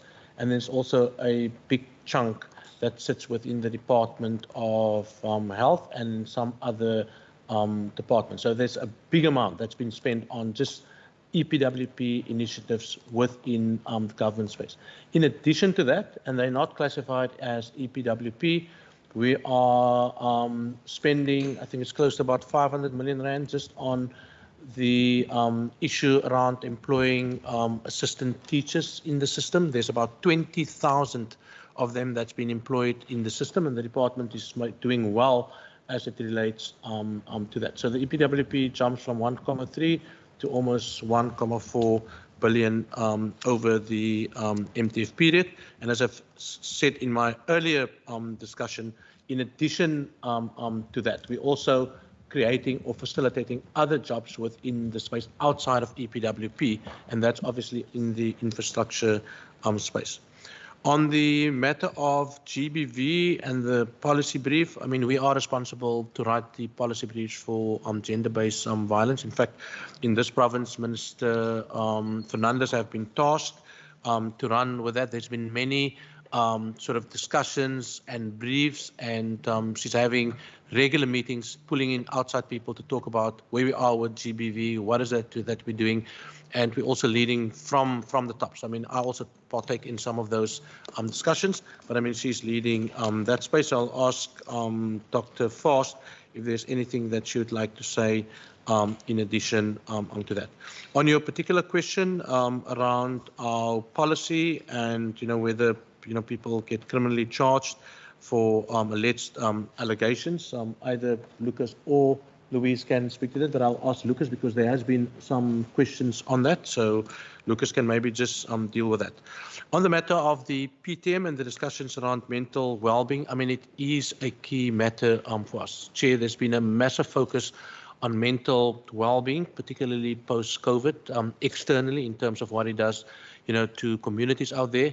Internally in our departments, we've also seen that to be a massive issue. We've got employee health and wellness structured programs. I mean, Louise can speak to that quite extensively. And we could see the uptick in the numbers as it relates to the stresses that have come into the system. So in relation to that, we are dealing with that. And I mean, those discussions take place at the highest level because we also need to learn from each other. In fact, given the extent of mental well-being, the new contract have even been extended to include a particular portion that relates to the Department of Health. Because sometimes we can deal with the issue of mental well-being, but there may be deeper psychological issues that, you know, that also needs to be dealt with. And the Department of Health is spearheading that process, and any department can actually sort of get involved into the contractual arrangement. But the key employee health and wellness is dealt with by Louise. On the youth strategy, and I mean, Hildegard, you can also touch on it.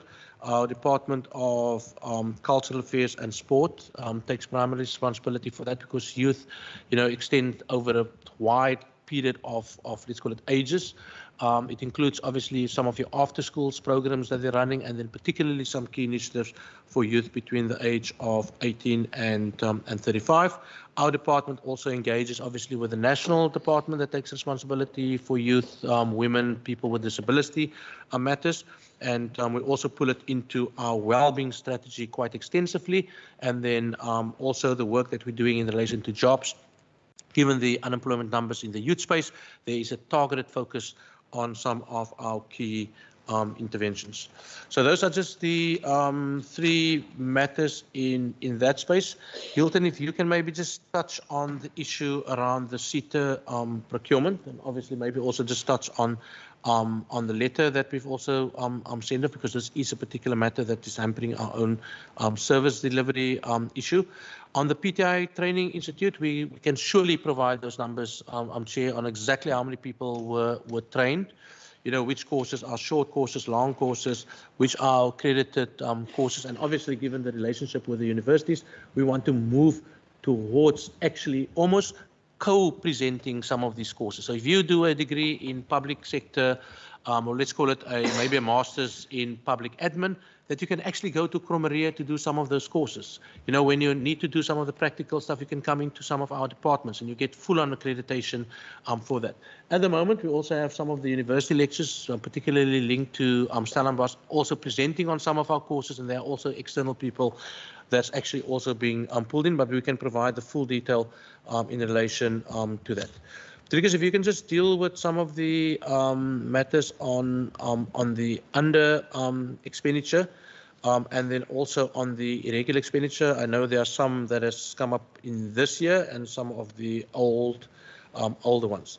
In relation to the Children's Commissioner, we could definitely not put some of that money there. I mean, they've got about 8.5 million rand currently in the budget. A big chunk of that and a big part of the underspending relates to the fact that you know, they don't have permanent accommodation yet. We provide them with rental accommodation. They're in the process of getting permanent accommodation. There's been issues with the current tenant in the building that's been identified, Chair, and given the regulation, we can't just put the current tenant out, so we need to go through a process. So that is holding it up, but they're also looking at alternative accommodation. And then some of it also relate to the appointment of staff, where they've gone through the entire process not to find anyone. And those things normally takes time, but what we do internally in the department, we take their budget is earmarked, so any underspending it's not get used for any other matter in the Department of Premier. We continue to earmark it, and then we just either roll it over to the next year, or we ask the Treasury to make it available to them. On the matters of the public-private partnerships, I mean, we can definitely ask the Department of Transport and Public Works to provide further information, but according to my own knowledge, the only formalized approved one by NT is, or the one that's running already, is the Chapman Speak one. There are also initiatives around the Tygerberg Hospital. I don't know, maybe Member Dagmar will recall the Tygerberg one. That's in progress. Infrastructure South Africa is also dealing with it. And then there are the ones like the Founders Garden and stuff like that, where some initiatives have already been started. But I'm not aware of any other deals that's already been concluded, if I can use that word, that's actually been finalized as it relates to triple Ps. But I mean, we can get Transport and Public Works to confirm that particular matter. So Hilton, can I just ask you maybe just to deal with the issue of the CETA procurement, and then I can go back to Hildegard and then to Lucas. Sure, thank you, Chief. Member Bartman, the CETA Act prescribes the services that CETA must and may render to departments. In essence, they need to render almost all services, either on a must basis or may basis. And where CETA cannot provide those services or render those services, we need to procure it via CETA. So the bulk of our ICT services, anything with an ICT component, we need to procure via CETA. Now, CETA does have contract in place with suppliers lists, where you can procure or for specific supply. Not to procure, but approach a certain number of suppliers on the suppliers list and submit your requirements to them, and we procure via that suppliers list. They also have framework agreements in place, such as Microsoft and one or two others. And however, some of the key things that we need to procure via CETA, specifically as it relates to our infrastructure and our solutions, our applications that we need to procure, that's the ones where we normally experience the difficulty, especially in the infrastructure space. Understanding also that once the procurement process has been completed, we now need to place the order, and that also takes time because most of the infrastructure items come from abroad. So in anticipation that the school's land tender would not have landed last year November, because we started an engagement between the DG and the CETA CEO in February last year already. So we had monthly engagements with the CETA CEO and his Chief Procurement Officer and his senior managers or his executive managers, with our DG and the SG and some of our key members in our team. And even with that intervention, we couldn't land the school's land tender at the end of the year. And that's despite the intervention of the CETA CEO. And luckily, we almost at the stage where we finalized that process now, almost a year later. But that's just to show you the difficulty in managing the CETA procurement machinery and how to deal with it. However, we have sent a letter to CETA just recently asking for exemption to the CETA, the Minister of DCDT, and Minister Chavinci, and we've asked for exemption for 1 year for those services that CETA may provide, so that we can procure fast on our side and just get rid of the backlog that we have at the moment. It will also assist CETA. We are still awaiting a response from Minister Ntshavheni, but we're hoping that there will be a positive outcome in that regard. Thank you. Hildegard, can you maybe just respond to the whole matter of the GBV and also maybe just touch on youth? And then maybe, Chair, I think the one question that Member Dagmar asked was around the data office. That sits in Zenith Ismail's space. So if you go to our org structure, which will probably dealt with Zenith, she's got 3 directorates there. The one takes responsibility for the program project performance, and then it's the whole issue around monitoring and evaluation. And then also the other directorate deals with spatial information. So they're in the tower block, and they obviously not the only collectors of data. I mean, data is collected all over the show in the province, but they work together with departments, to try and build a central repository, which everyone can actually use to take that matter forward. Hildegard? Thanks, DG. So firstly, to the issue about the GBV synthesis brief, that was produced by the Policy and Strategy Unit, and the purpose of that synthesis brief was to take a look at all of the international and local evidence for GBV programs to find out which ones are effective and which ones are not. So the one thing that we within Program 2 in the Department of the Premier are very, very strongly emphasizing is we need to be evidence-based in everything that we do. So our question was, of all the various programs that we are implementing in the province that are related to GBV, which ones have been proven through evidence to have been effective, whether in South Africa or internationally? So we did a thorough review and made a number of recommendations, and those, and we're now, and we've presented those to the relevant well-being team. That includes all the well-being MECs, and it was accepted and will now inform which interventions are chosen. So that was the purpose of the GBV policy brief: is let's only implement what we know to be effective. And I'll give you an example: is that having sessions with men saying, these are the issues you need to take into account, has been found consistently not to be as effective as having groups with men and women in the same room. That's just an example of the sort of evidence that we said we should now be applying this to all of our programs. With respect to the youth programs in the province have been pulled together, as DG indicated, under the DCAS head of department. And there's now a very tight coordination of all the youth programs in the province.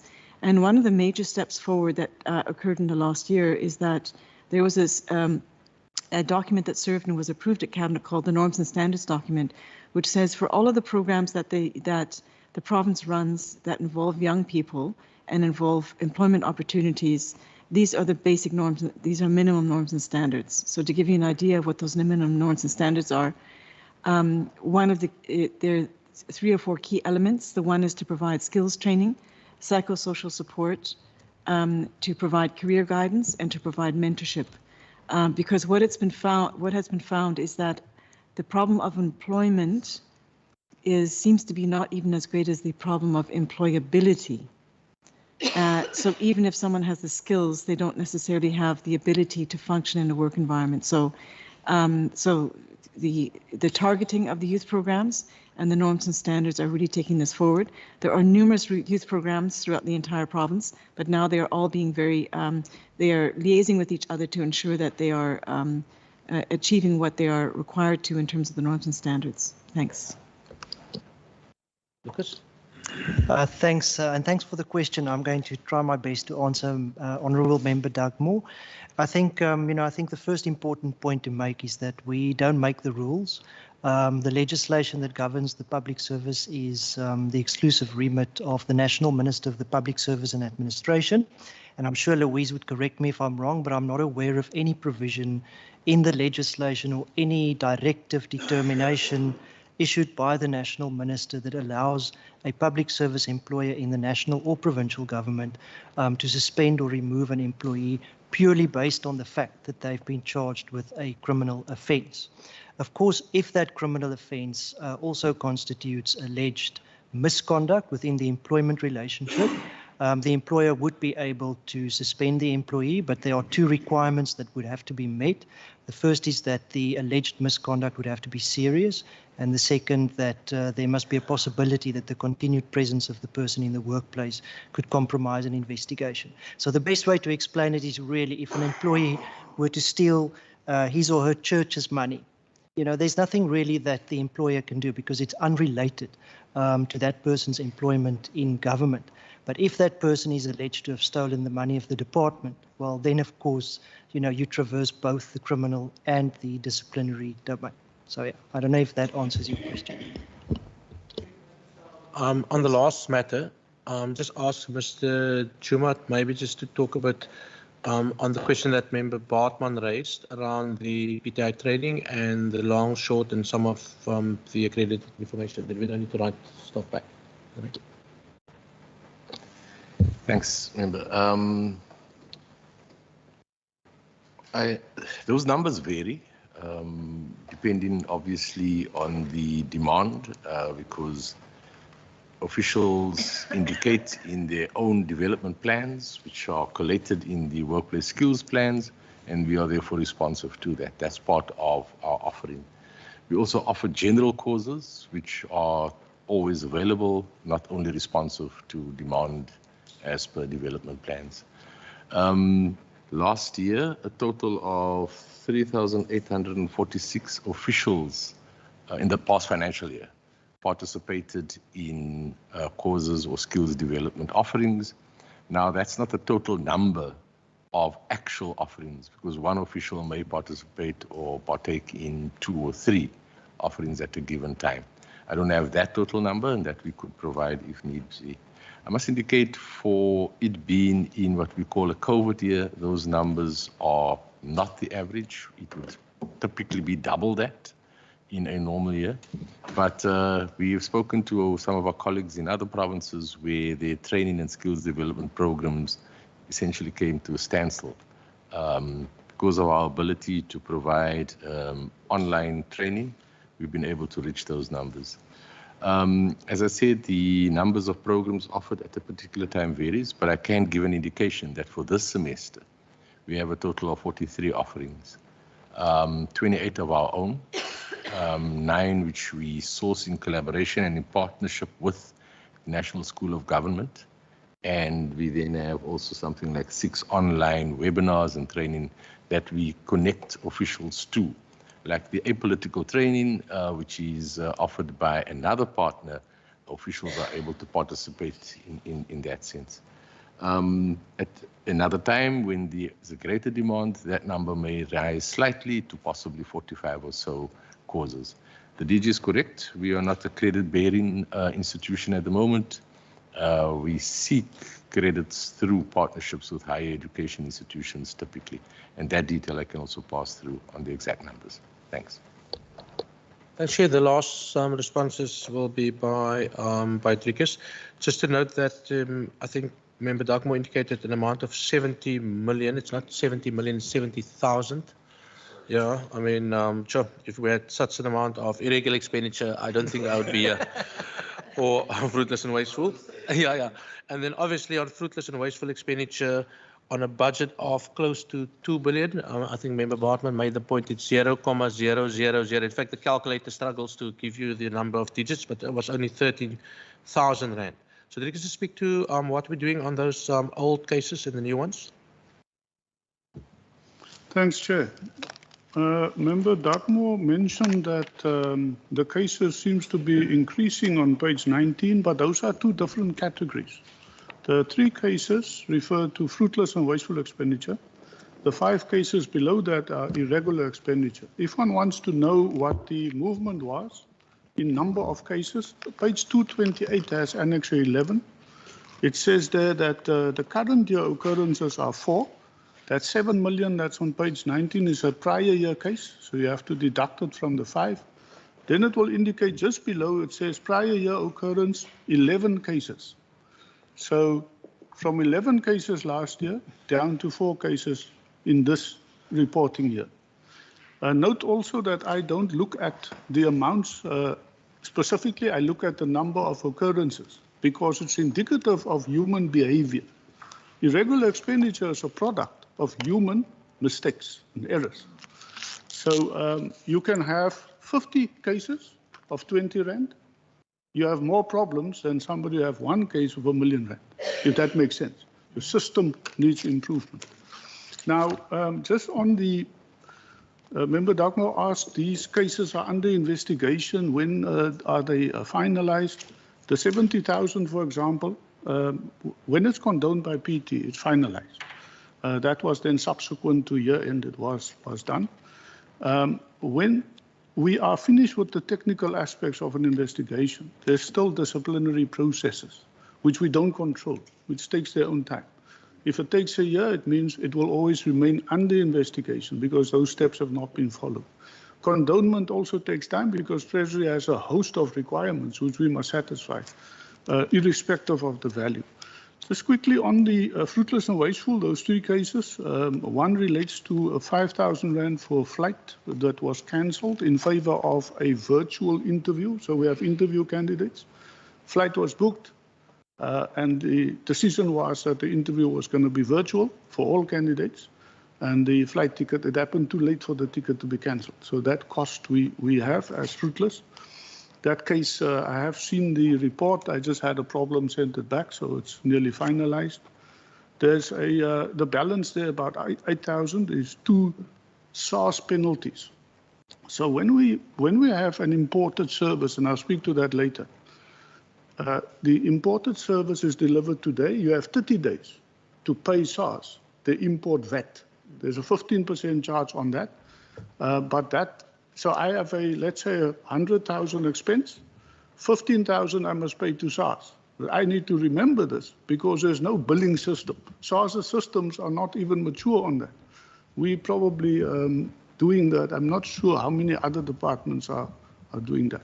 But in the case below, we'll see later on the 500,000 irregular that happened, that then was not obvious that the 75,000 was payable by the official and by the department. The official did not activate that, and there was a 10% penalty because we paid outside of the 30 days. That's a 7,500. There's a smaller amount, but that makes up the 13. Then after 5 cases, the first case of 7 million is a matter of corruption that actually occurred about 3 years ago in the department. There was a whistleblower case. There was a possible kickback required of a service provider of us. Whistle was blown. That matter was investigated. We call it, it had an A part and a B part. So forensics, and I think that case was ventilated here in our previous annual reports. So the A report said, look, there's a case, it's with SAPS. In fact, that matter is in front of the courts at the moment. But then, obviously, we had to go further and say, all the contracts that the alleged perpetrator worked on and in, let's go and do a B report where we look at our controls within the department and see what actually happened. So we had to then go all the way back to 2010, 11, 2012, 13 to go and look at the processes. So some mistakes were made in those tenders, but an initial mistake, let's say I go for 100,000 rand contract with an individual, but I don't extend it properly. So there's an irregular extension of that.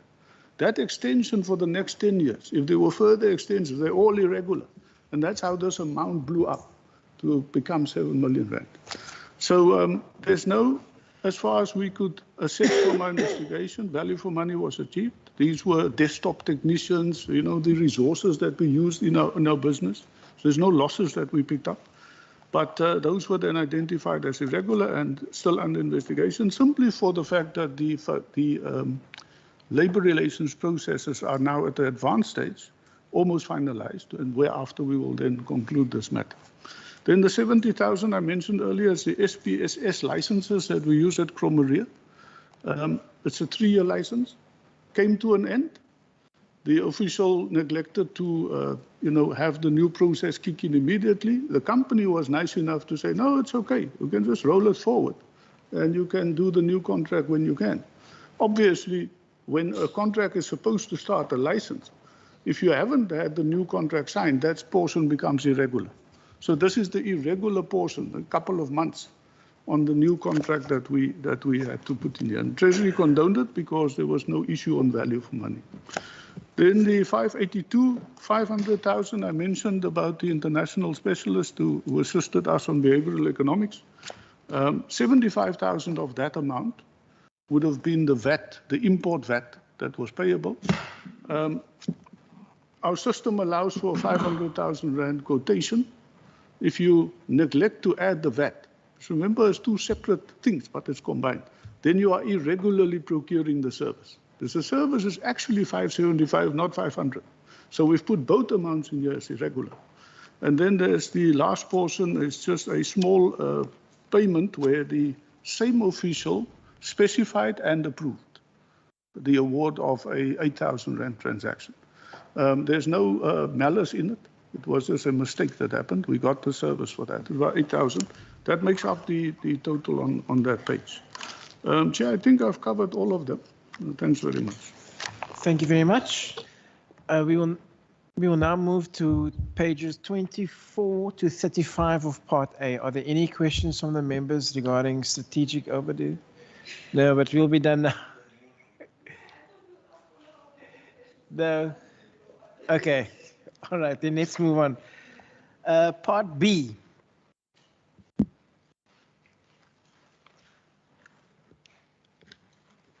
Up until page 39, are there any questions of the overview of the departmental performance? Yes, but Member Bodman.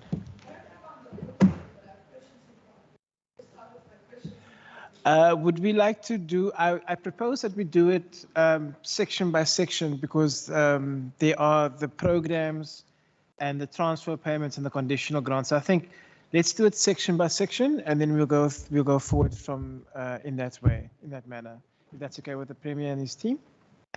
Okay, any questions on section 2 of Part B, the overview? I have a question just relating to section 2, just one question. And it's also actually about the vision and mission.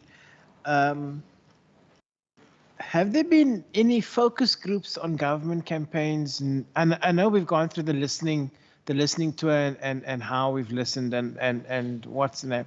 But are there any specific focus groups on government campaigns and are they working? You know, I know that listening is part of it, but has there any been specific, like, you know, the Center for Innovation? Do we know, has it measured over time how the government can be trusted and how are we delivering services to the citizens and how are we measuring how far we are with enabling that citizen-centric culture? Chair, we've got that. Maybe Hilton can speak to that. But I mean, particularly during the COVID period, we've ran, you know, basically weekly polls in relation to each of the matters that we had to deal with or had to deal with at a particular point. So we've done it through every little phase. And I mean, Hilton has got the e-center. And I mean, we also, that's also the place where people phone in for services.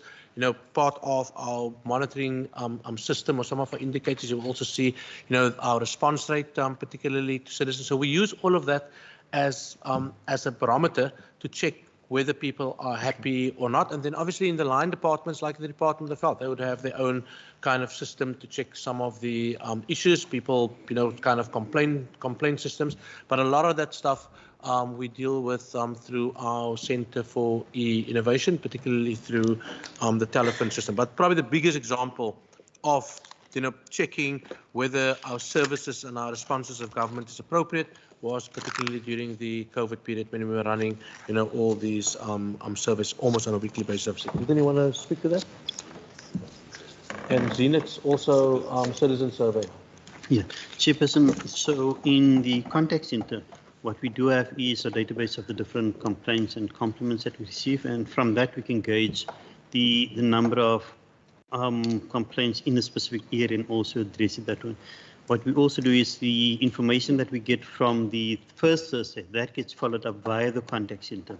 So there's the complaints or the issues that's been raised at first Thursdays get logged in the contact center, gets into the various departments, and they need to follow. So those are ways of being citizen-centric and how we measure whether we're actually addressing the issues or speaking to the issues that the citizens have raised. We also look at our websites because there we can do analysis of what are the areas, what are the pages that our citizens hit mostly, so that we can have an analysis of what it is that our citizens are looking at, and thereby changing the content and adapting the content so that we make it more responsive to what the citizens require. So, Chair, there's quite a lot of it we do in the analytics, but as TG said, Zina's also doing a lot of work on the service. So I'll hand over to Zina.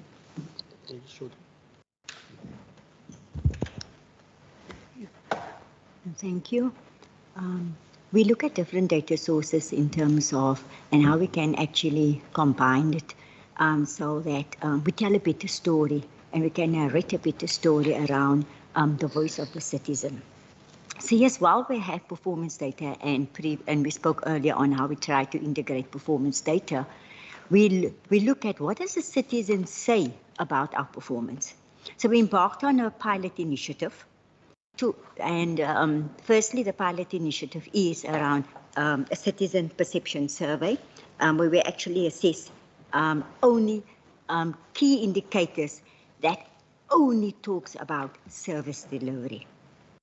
And we cannot look at Western Cape in isolation because the citizen don't look at any service in terms of it is a Western Cape service. So we look at nationally, and then it is on how the citizens' view around services, and then actually very much zoom into the Western Cape. We look at different domains in terms of what we are measuring, like responsiveness and so forth. It's about 4 domains, and then we also look at. We take actually that survey, and then we actually input it into an index, and we call that index a service delivery index. And that service delivery index, it's also a pilot. So we have the index is grounded by a statistical methodology, and now we are embarking in this we want to conclude this financial year. We will actually now implement the survey and then also implement the SDI, and then so we can start having performance dialogues not only with Western Cape government but also with the citizen. Thank you. Thank you. Good. And also just add to it. So, for example, you've got to listen. So if you see that's on page 41, you'll see the weekly polling that was done. For a practical example, in that weekly polling, we were picking up that there was hesitation in certain communities around vaccines. And then if you, on 37, you'll see one of those campaigns was Ask a Doctor. So what it picked up is that people were hesitant. And then what was the antidote to it? It was actually, so our doctors were actually, in our shopping centres, on the ground, where at a taxi rank, and there was a big thing. It was not branded government at all. It was just said, ask a doctor. And there was our doctors volunteering their time because the system picked up the hesitancy, and that was so there was the kind of listening, and then the antidote came in as if you actually have a doctor and a doctor says to you, and then we could see the conversion right there and then back into the vaccine centre. Thank you for that. Okay. Honourable Dagmar, you had a question? On page 40, the second dot from the bottom, digitally empowered citizens, there's an indication there of providing free access to the internet and ICT to citizens. Now, we have, Chairperson, asked questions, and we've received written replies. And from the basis of those replies, it would seem to us that for the amount of public Wi-Fi hotspot sites in Khayelitsha, the ratio is 1 site to 6,500 people. whereas in the CBD, the ratio is 1 site to 4,500 people. In other words, is 1 hotspot for 4,500. So a much better ratio in a digitally empowered community, i.e. the CBD, compared to a much worse ratio. So I think the question again comes back to whether, in terms of actually bridging the digital divide, the Department of the Premier and this particular program is doing enough, given those ratios that we've picked up. And then the second question on page 40, there's reference there, the top bullet, to ABT's, area-based teams. I just want to ask, are these area-based teams currently operational, and in which areas are they actually functional at this point in time? And then maybe I can just ask on 41, and there has been discussion about, the updated For You brand, the issue of, projecting the province, building trust among citizens and so on. Is this work all internally done, or are there contracted service providers, communication companies that assist with this? And if so, who are those communication companies? Thank you.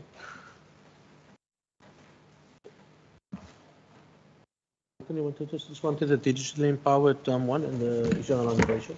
Sure. So, thanks, Member Dagmo.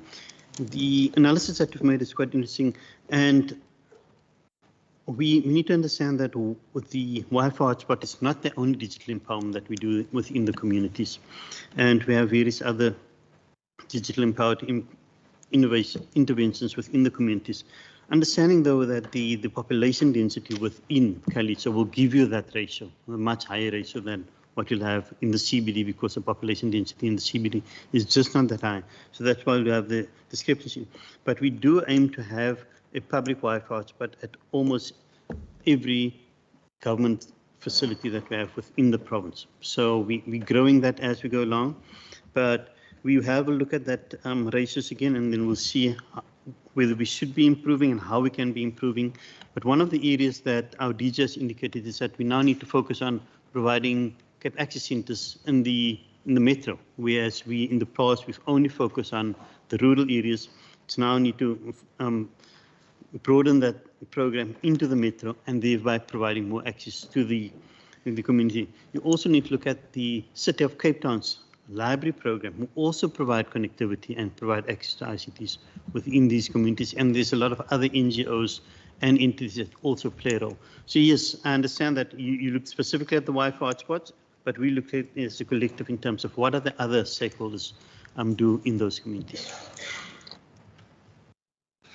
Chair, and the other two questions, I mean, on the improved awareness of Western Cape government brand purpose, we use a combination of internal staff plus with external support, which we've procured through a formal procurement process. We can provide the details, if required, of the institutions that's doing, supporting us on that.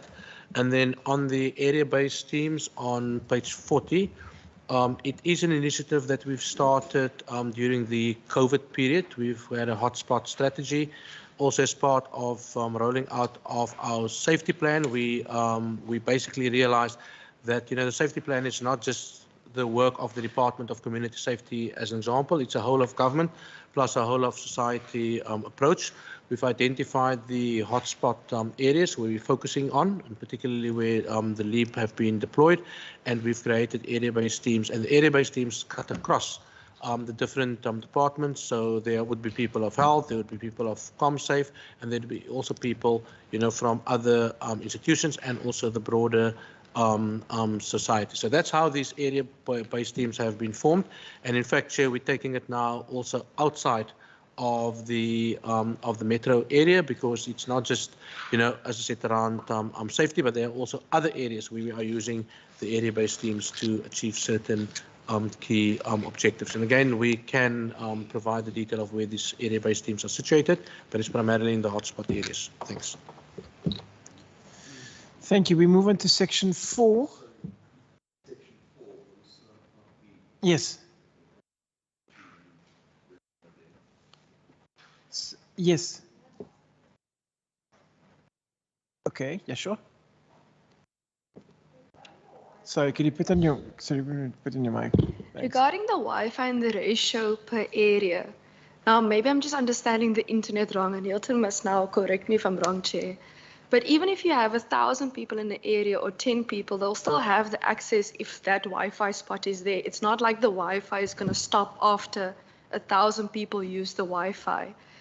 So if you, so in Cape Town, my understanding is obviously because of the city and the province's programs, they're all complemented. So I just want to make sure that I understand correctly that it's not going to stop after there's 1,000 people in that area close to that Wi-Fi spot. You're still going to be able to use the Wi-Fi, the amount of gigabyte or megabyte per device that is allocated. I just want to make sure that I understand that correctly. Thanks.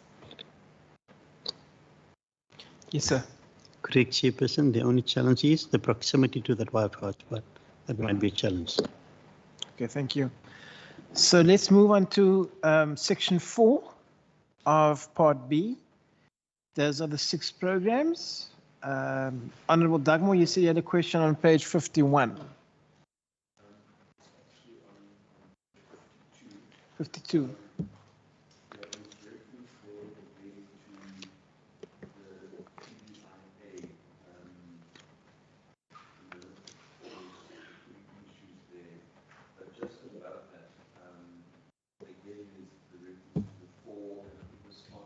Ms. Voss has answered some of those to the 4 transversal policy and strategy briefs: alcohol harms reduction, then the gender-based violence, the nourish to flourish food security, and then the violence prevention in schools. So the question I would like to ask in regard to those transversal briefs, firstly, will the provincial government then be having a provincial gender-based violence policy, and will this be applied across departments? There was reference earlier that MEC Fernandez is responsible. Is there a time frame, given this work that the Department of the Premier did, it now seems to be with the MEC? So when will we have a policy on gender-based violence for the province, and what is the time frame, and will it be applied across all departments?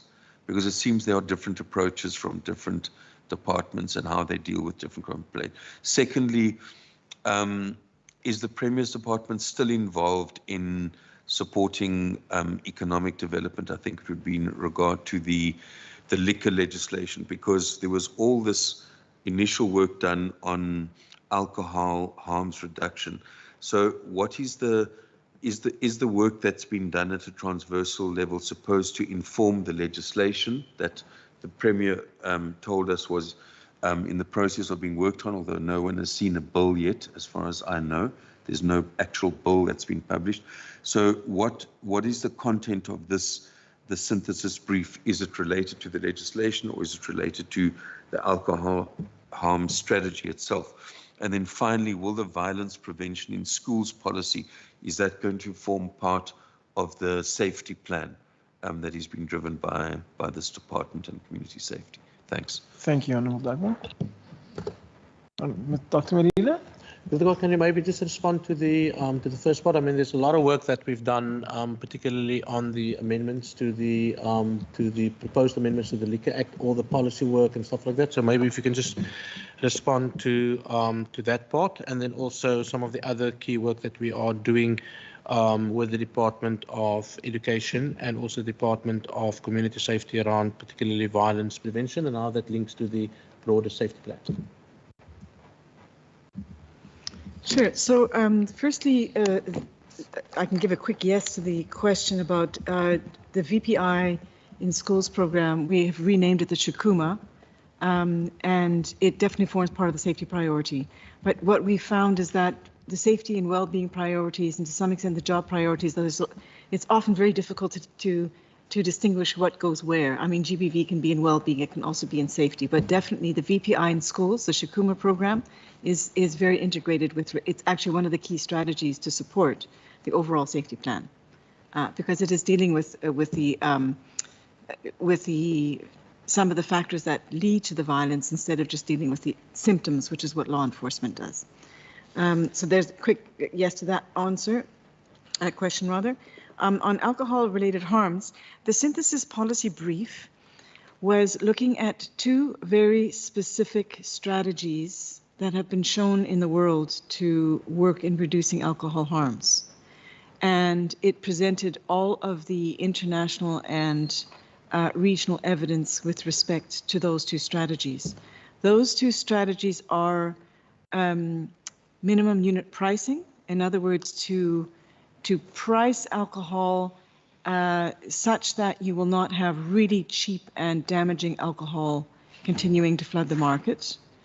And that has been that's been proven to be effective. And the second is the limiting of trading times, the extent to which, and we're still doing ongoing research because there's very little research even in the world to indicate if you reduce it by 1 hour this way, what would be what would the impact 1 hour that way if you reduce it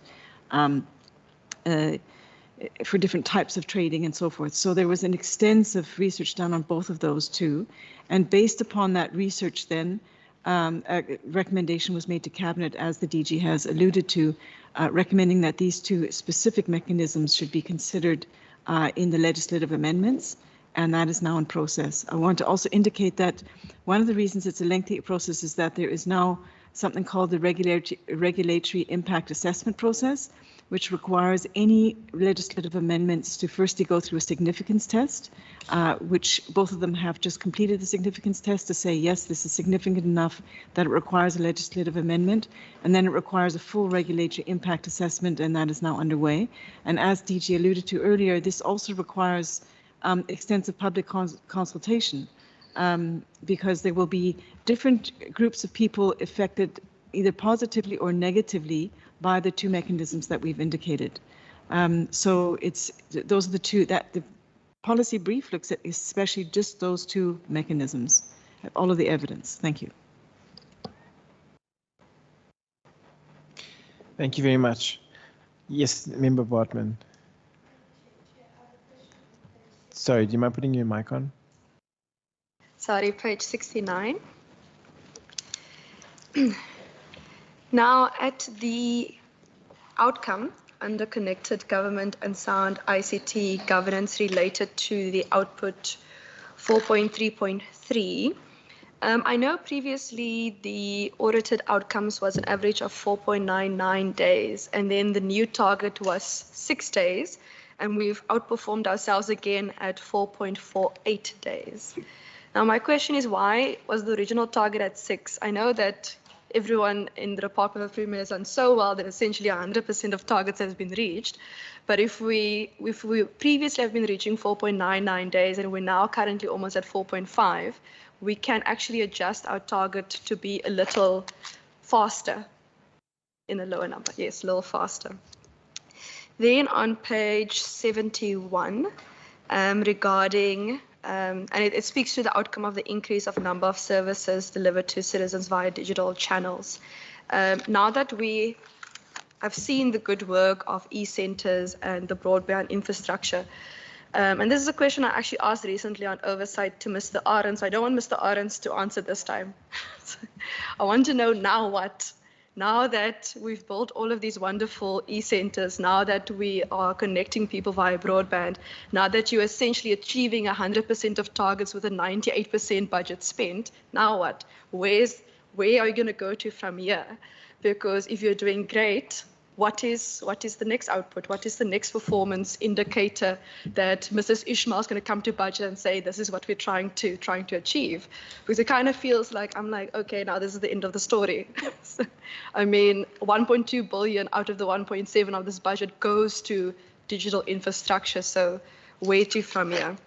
Then on page, oh, apologies, that goes into section 5. Thanks. Okay. Dr. Molina. Chair, I'm going to ask Mr. Hilton. Okay. Thanks, DG. So if I can start with the 6 days, Member Bartman, our service level agreement with the service provider is 6 days, and we need to manage it within that service level agreement, and that's why we keep it at 6. And the challenge is also it's demand driven. this specific indicator. We do not know when the next spike in service is going to require, and that's why we cannot make it 4.05 now, because we know that we could manage it last year within the 5-day period. We do, however, whilst the service level agreement is 6 years, we do push the service provider to improve that service continually, but we need to peg it to that service level agreement. Chairperson, if I can respond to the question again, that's so what? So now that we've... Hold on. Let me deal with that. Yes.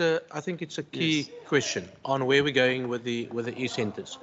I mean, the reality is that there are some areas where the access is limited. So for this year, as an example, we've put in some initiatives, and particularly under Hilton's performance agreement, to say we need to expand access, particularly to some of our rural communities. So you will see, Chair, when we report back, what are some of those things, and Hilton is already at an advanced stage with some of those things, particularly to extend some of these services to some of our farming communities, but we want to do it in concert with other initiatives. So when the library goes to a farm, or when the mobile clinic goes to a farm, we also want to extend Western Cape Government e-services to some of those communities, and we've planned to start at the West Coast, and ultimately the plan is actually to have full coverage in the entire province. So that's the next step. Then in addition to that, Chair, it's not just about the e-centre, but it's also to test what is the value and what is the impact that these e-centres are making on communities. Hilton is already doing a lot of work. It doesn't necessarily come through some of these documents in terms of the indicators, but do they really provide impact? Is it a place where people can go and get access? What is it that they are searching? Are they actually getting access to job opportunities? Are they getting access to other kind of government services? Because what we want to do with these e-centres is actually to bring some form of equity into the system, and it doesn't actually matter where it is. So that's the next step where we want to move with these e-centres. We also acknowledge that we've been hampered a little bit by obviously COVID, but now that COVID is past, touch wood, we're now focusing on, so what is the value that these centres are bringing, and the money that we are, I think it's 20-odd million rand that we're spending every year on e-centres. And in addition to that, Chair, we've actually asked the team, and this team have actually visited most of the e-centres in the previous quarter to exactly go and find out what is happening. Other staff that works there, are they okay? And also to speak to community members that come through the system. And then there's obviously constant monitoring to make sure that the system is up and running. So, Member Bartman, those are some of the next steps. I don't know, Hilton, did I miss anything? Or did I give you more work now? DJ, I mean, that 20 million rand and the US money, that's also going to tell us things. Because, I mean, the questions that you ask are the questions that also interest me, because, do we keep on doing this when, in actual fact, some other innovations come and has passed us by? We've always got to be probing and questioning. So you're exactly right. What difference is it making? Is there something better than this? Are we doing the right thing? We've got to keep on asking those questions, and I think we'll also get some idea overall when that study comes back too. Honourable Dagmore. 61, people management, about the first, second, third, fourth paragraph. It says there that the Chief Directorate also administers internships, including the Premier's Advancement of Youth, which has now been institutionalized, that targets young people who have completed grade 12. So, then on page 87, for instance, you read that there are 50 pay interns that are employed in the library business corners, but nowhere else in the annual report do we get any further details of the pay program, unless I'm missing it. So can we be actually shown on which page in the annual report there's more detail on the pay program? There's just that one sentence on page 61, but there's not an indication in this annual report as to how many young people actually benefited, where they are placed. There's a reference to being placed in libraries, but is it just a question that in this annual report there's not a focus on PAY? Because the Premier's been on record as saying that 25 billion is spent for youth development, but we know that, that is simply, repetition of the education budget. But here we have a pay program which is specifically focused on youth, but it doesn't seem to be reported on. So can I ask, is there anywhere in this report a comprehensive breakdown of where the pay interns are actually deployed? Because you just pick up bits and pieces, one on page 61 and then a reference to the libraries. So that's the question. Thanks. Thank you. Mr. Answer, do you want to say something? Dr. Minya? Chair, that, I mean, the pay program sits under sub-program 3.3, people training and empowerment. And I mean, if you go to, what's it, page 58 and 58, we're talking about just a number of learner programs access. That's a point that Mr. Jumat spoke to. And I mean, if it's a requirement that we should maybe expand on it a little bit, we can definitely do that and take it on board. So we have the detail in terms of how many pay interns we've appointed post-matric. We also have the detail in terms of how many post-matric. So we also have a graduate intern program. And I mean, the pay program for us is something that's been institutionalized via the Department of the Premier, but remember the pay interns are also placed in other departments. So it's not just in our department, it's a learning opportunity. And many of the pay interns go on once they leave the system after a year to either go and study or they take up some form of employment. So it is a project which I think we've seen the benefits coming through. And we can take it on board, Chair, maybe, to maybe write a paragraph or two more in our next annual report on it. Okay, thank you very much. And then page 65. Yeah, page 65. It's once again related to e-innovation. I just wanted to get a sense, when one looks at the actual performance indicators, and we know that this is 1.1 billion of this budget, then you're actually trying to look at target how many citizens are actually affected or benefit from this program. And there doesn't appear to be an indication about how these services and what are the targets and what number of citizens. There's indication about the this access centers, and we saw one of those in Bito the other day. It was actually good to see the department there and to see how that's working. And there's reference to the 1286 Wi-Fi hotspots. But how do we know? What is the actual measurement in terms of the benefit? Is it simply an access issue? Do we measure in terms of those people that are actually being trained, in terms of being digitally literate? And so the issue is how do we measure the actual impact on our citizens? Is it simple access, or are there other measures that are being looked at in terms of the measurement? Thank you. So, Mr. Answer.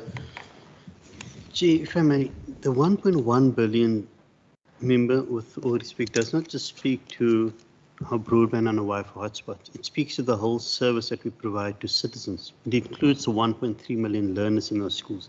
It includes all the citizens who access our health facilities and all of our social development facilities. So if we look at it in that context, it's a huge impact on the citizens and how it affects the lives of our citizens. It also includes the contact center that we're managing in terms of people accessing government information and services, our web services, and also the different applications that we develop in order for citizens to access information from the digital platform, therefore not having to leave their homes to get to the digital services. The school's online admission systems is a key one that we've told that.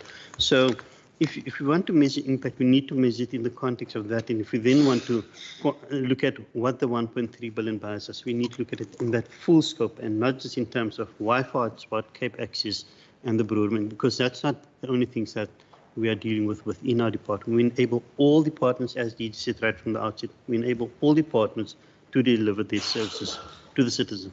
But PG, if I can comment, then perhaps we need to look at our ratio in terms of how the number of users at the different facilities that gets affected by the services that we're in through our digital solutions, and perhaps do some analysis on that in future and add that to our annual report. Yes, sir. I think it's important to understand. I mean, we've got a whole, let's call it monitoring center on the 4th floor for Dorset. I mean, the standing committee had the opportunity to visit them. That was about 2 months ago under the late member. And it was a fascinating experience because, and I think member Dagmore couldn't make it that day, but we basically demonstrated the ability and the capability of this government in terms of knowing what is going on within the ICT environment, from health to education to every staff member that works in this government. We can monitor who enters our network, who exits our network, what is it that they're on, and particularly if we look at the schools environment, of which many of our schools have been enabled. Some of our schools are running at a 1 gigabyte per second line. We can go into the detail, tell you exactly who is on the system. And I mean, if we just think about access within the school environment, there we're talking about 1.2 million children potentially accessing the network throughout a full day. Those children sit in communities. Those communities can actually access our Wi-Fi hotspots. I mean, we've identified the number of hotspots that we have. We've got potentially 10 million people visiting our hospitals per year at our CDCs. Within our hospital environment, our entire system is digitized. I mean, the committee even went to Grootski, where we had the opportunity to look at what's happening within the X-ray environment, where somebody that sits up in Vredendal actually have the same benefit of somebody sitting in the city going to a hospital like Tygerberg or Grootski. And it's an amazing opportunity. I'm not aware of any of such things happening anywhere else. So it's kind of high-end medical care that you can get. And I mean, those are just in the health environment. So every one of those potential 10 million people, doesn't matter where you are in the province, you have the benefit of high-tech medical advancement through our broadband infrastructure. And then social development is the same. I mean, people that access our system access it because of the enablement that's been provided by our CI team. The system has been digitized, and then just the 80,000 people, 85,000 people that we have in this department, 25,000 of them, 25,000 out of them can dial up onto our network. We know exactly where they are. We've enabled a lot of employees to work from home. So in terms of the number of people that have got access, whether you are a citizen, whether you're employed by this government, runs into the millions for the 1.5 billion more or less that we are spending within the CI environment. And in fact, Chair, if needed, Milton, I mean, we have those reports that can tell you how many people have dialed up onto the system, how many people have called into our system, because we know it, and therefore we can even tell you what are our response rates, and it cuts across the entire system of government. So our footprint, Chair, runs across this entire province, and we're really using our ICT ability and capability to make sure that we give proper access to our citizens. Thanks. Thank you very much. If that's all on program on section 4, okay, sorry, no. Okay, Member Dagmore? 83. I just wanted to ask, through you, Chair, in terms of this program, from which budget were the services of Advocate Williams, who did the report in regard to the former MEC Albert Fritz? I presume it was the same financial year. If we could just be given an indication of which particular budget this was paid for, and sorry, how much it was. Thanks. Thank you. Member Bartman? Thank you so much. As you may notice, I'm very interested in the digital economy. So on page 80. So obviously there's been reporting obviously on the research that we're doing. We see the Cape Access Centres are doing well. We're capacitating our government buildings with, Wi-Fi spots, and you can see people sitting around the government buildings in the evenings and the afternoons, even when they close, gathering, grandmothers shouting, being like, you need to go home now. So the question now is, now that we are providing access to the infrastructure, now that we're providing access to the facilities, how are we going to digitize the actual government services going forward, which is a separate matter? Because a lot of people, they want to see, for example, their politicians, their public representatives like the Premier, but they don't want to necessarily stand in the long queues at a government department. So they don't want to spend 2 or 3 hours going to go and apply for a license for something. They want to be at home, they want to go to their sports games of their children, they want to be able to be home for sunset and for dinner and all of those things. So how are we going to reduce the queues and reduce the foot traffic actually at government departments, so that if someone wakes up in the morning over coffee, they are able to access a comprehensive variety of government services and be able to complete their government or admin for the day before they finish breakfast? How are we going to go forward to do that? Because the same way when you order a pizza on an app and you expect the exact pizza from the exact store that you picked to pitch up in a certain amount of time, people want that. People don't want to go and stand in the queue at the store in order to wait for a half an hour for it to be made, when they could be doing something else in the meantime. Thanks.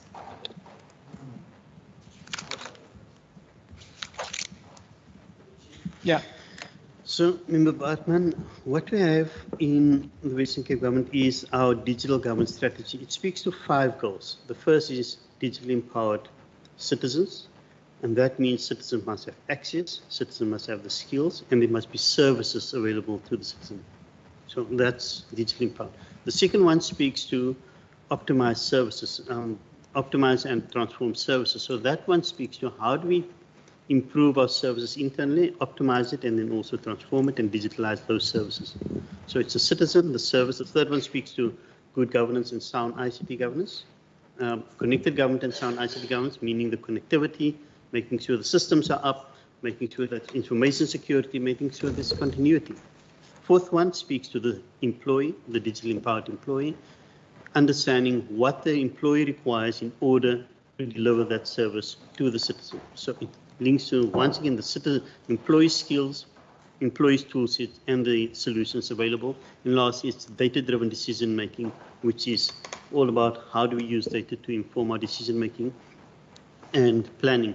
So on this, in the citizens part, the access, the digitally empowered citizen, that speaks to making sure we've covered Cape Access and the Wi-Fi hotspot and making sure the access. The skills part is also covered in that. So now your next point is the services. What we have within as a sub project of the digital strategy is the digital transformation plan, where we look at what are the services that we now need to digitalize in order for the citizen to access services and information online. And a key tool that we use to determine which services need to be digitalized is actually our contact center stats. We understand based on the calls that we log to the contact center, we analyze that and we determine what are the key services that will be required. And then also, as I said earlier, the website. What are the key pages that people hit when they access our website? And through that information, we then determine what services citizens are most interested in and what is it that we need to digitalize. And we within work with the different departments to incorporate that in the ICT plan and to digitalize those services. So that's how we do. So we're well aware that we need to make those services available, and that's a process that we adopting in order to get that services to the citizens. Thanks. Thank you. Yes, this was an investigation that was conducted at the request and on behalf of the Premier. So the State Attorney briefed Advocate Williams on behalf of the Premier and the Department. We used the item in our budget for external legal costs to defray the expenditure, which is also the item that is used whenever we need to pay advocates who represent us in litigation matters as a department. And the total cost amounted to 161,460 rand. One more? Almost done on the Part B, under conditional grants, page 88, table 621, there's the actual outputs received. There's an indication that 3 policy areas were identified. There was also underspending. At one level, further down, there's a reference to the VPI at schools, but could we, I'm trying to find out which 3 policy areas had Treasury identified that this funding was supposed to cover. And then we note we have had on page 90, the underspending, sorry, in regard to the Children's Commissioner. We've also supported on the standing committee for additional funding, and there was underspending due to COVID and so on. But could we just get a sense of where we are with actually filling the posts on the staff establishment for the Commissioner? And then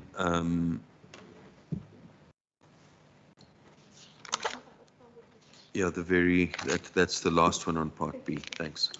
Okay. Sorry, Part B, donor funds. Yeah. Absolutely, 94 is indication that there were absolutely no donor funds received. Is that an indication of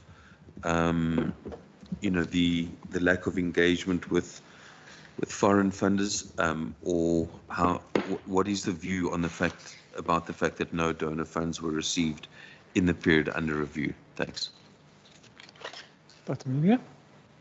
Chair, thanks for that. I mean, for the period under review, we have not received any donor funding. This year, current period, we have received the money from the, I think it's USAID for the support on particularly broadband 2.0. Chair, on the policy areas identified, that was particularly within the innovation space. So it's the work that we are doing under the PDIA within the safety environment, the infrastructure environment, and broadly within the economy. And then the numbers that's been set out on page 88 to 91, those are all the monies, actually not 91 to 93, 94, those are all the monies that we've received from Treasury that's been earmarked during the budget for 21-2022. So it's really around innovation in 2 areas. That's in program 2 PDIA, as well as the work that Zenith is doing in strategic management. And then there are also further work that we're doing, particularly around enabling citizen-centric culture. As I've indicated previously, the funding for the Commissioner of Children, the 5.8 million that's been earmarked. We've made sure that our entire government system runs on the corporate network. So we've pulled in the Department of Agriculture, and we received some funding for that. And then I've already spoken about, the innovation initiative within the people training empowerment. So that's where we want to go with Cromeria. And then some other small issues. And I've mentioned also that we received some funding for cybersecurity. Chair, on the Commissioner for Children, in terms of the funding or the filling of the positions, in fact, we help him. I mean, Louise pulls out all the stops when it gets to that. Obviously, it's a specialized environment. And what we found is that we go through a process and then they don't find suitable candidates. And I mean, the Children Commissioner, she's very sticky in terms of who she wants, because it's a specialized new environment. So I think it will be difficult, to procure staff, but obviously the staff is procured through our system, and everyone that works at the Children Commissioner's office, except herself, they are employed in terms of the Public Service Act. So we need to go through a full process, and we are well on track to fill some key positions this year. And between Premier and I, we've got an open door policy, open engagement with the Children Commissioner as it relates to this. The biggest issue for her at the moment, Chair, is the issue around accommodation.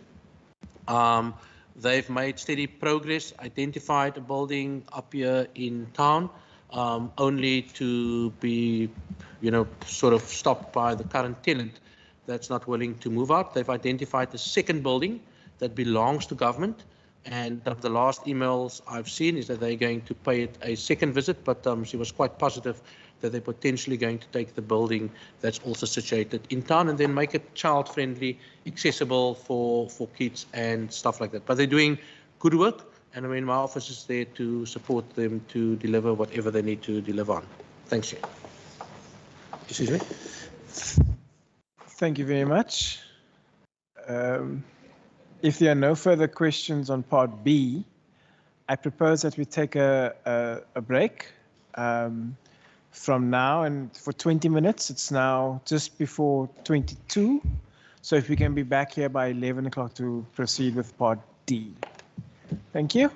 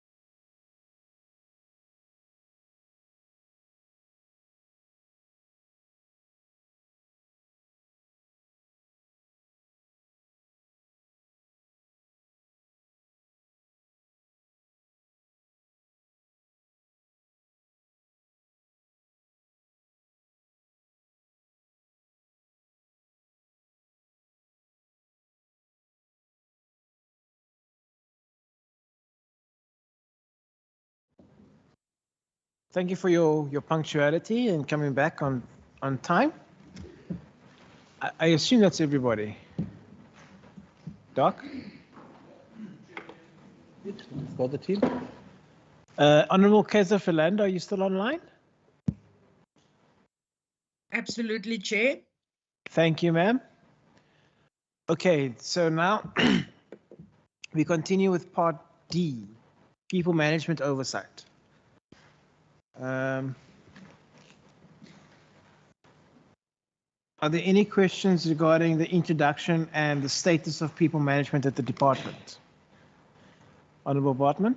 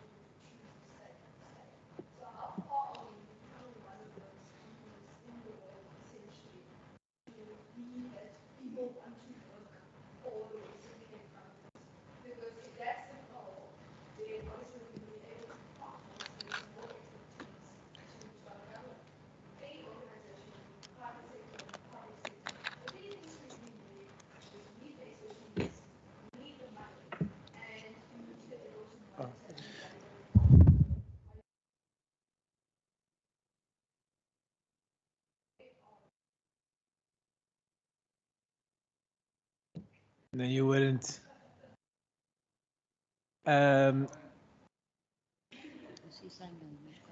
Yeah, sorry about that, Miss Sign Language Interpreter. No, it's fine. I'll wait for months. Honorable Dagmo, you had your hand up. On page 128 and 129, table 3.4.3, staff leaving, and 3.4.4 reasons. It seems that 46% of people resigning are not providing reasons for leaving, seemingly in the 35 to 44 age group. Is the department concerned about these exits? And then can I also just ask a question on page 131? I know, you know, we sound like a stuck record, but if one looks at 3.5 employment equity, and you see that of the 61 posts at levels 13 to 16, there are two African, two civil servants historically described as African out of 61 posts. You can work out the percentage of that. Oh, I did. Yeah, what is it, 0 point? The total men. No, I'm talking about black people, African people. Work out the percentage. No. So, you know, obviously there were some opportunities to employ people. And when recruitment was done in this year, was there not any sense that there should be, you know, an attempt to make this public service representative of the people of this province? Because it just seems to gloss over. And, you know, it started with Premier Helen Zille when she introduced this notion of fit for purpose, and there was literally 14 senior managers in the education department, African senior managers who left, and it just seems to have got worse, not better, under Premier Windi. So is this something that people are concerned about, or is it just once a year that you'll expect the ANC to raise it at a meeting like this? But there doesn't seem to be any plan to actually deal with the situation and make the Department of the Premier more representative of the people of this province. Okay. Mr. Premier, would you like to answer that? Yeah, I'll start off. As I said, I think the culture journey question is a great question.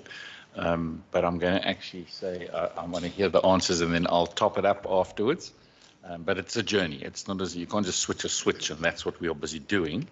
It is a journey that we are on, and you know, entering competitions that governments don't do, but the private sector does. That for me is going to be very interesting, because we're very different. A government is a very different thing to a business, but if we're measuring ourselves against those kind of questions, it's going to be interesting to see If we come last the first time, that's fine, but we'll see.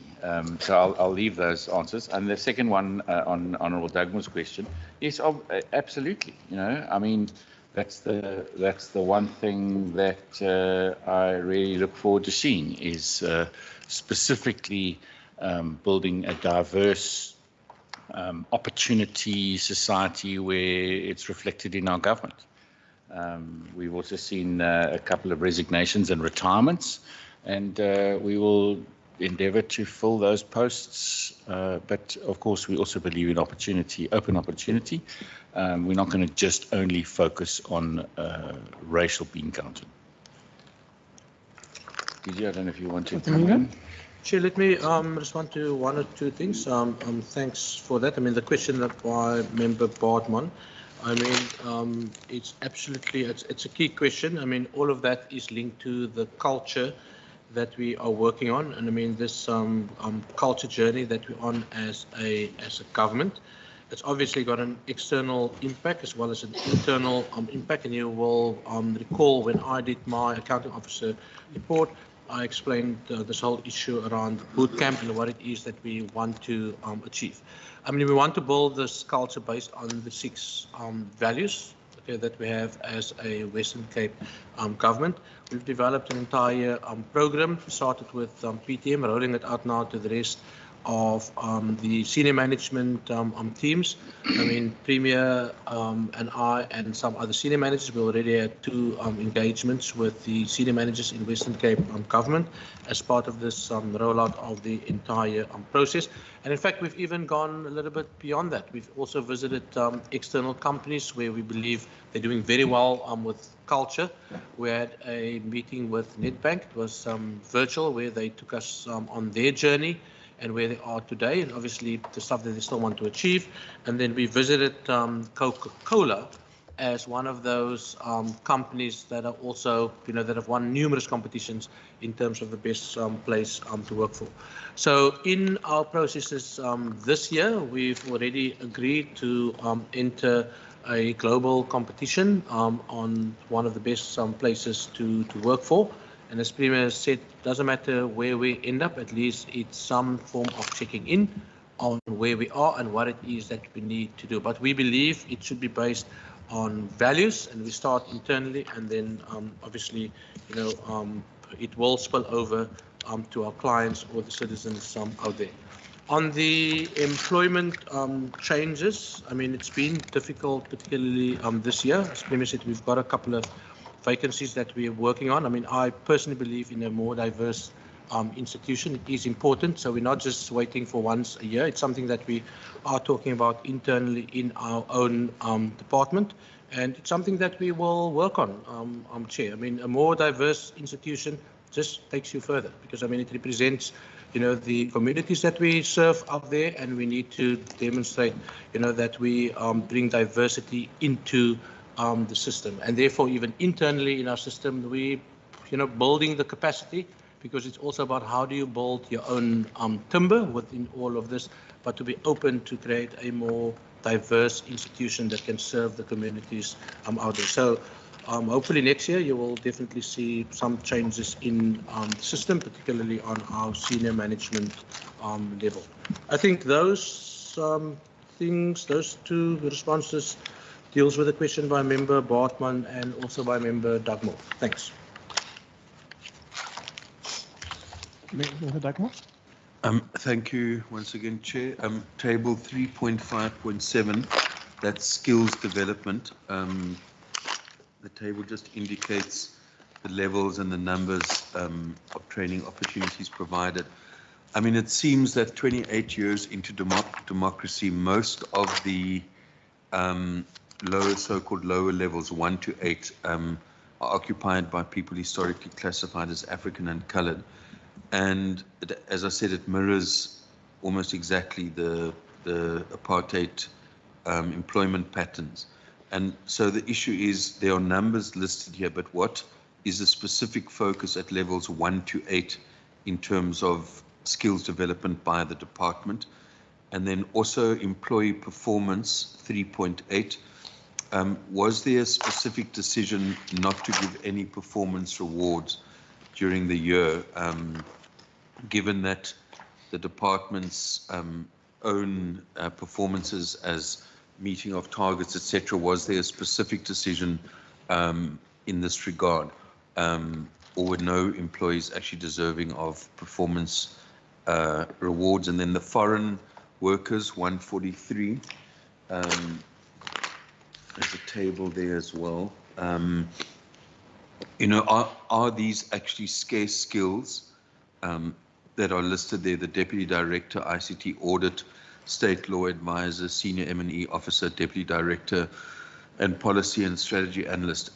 Were there no South African applicants to apply for these vacancies? Yeah, I'll stop there, and then at 153, I've got a question on consultants.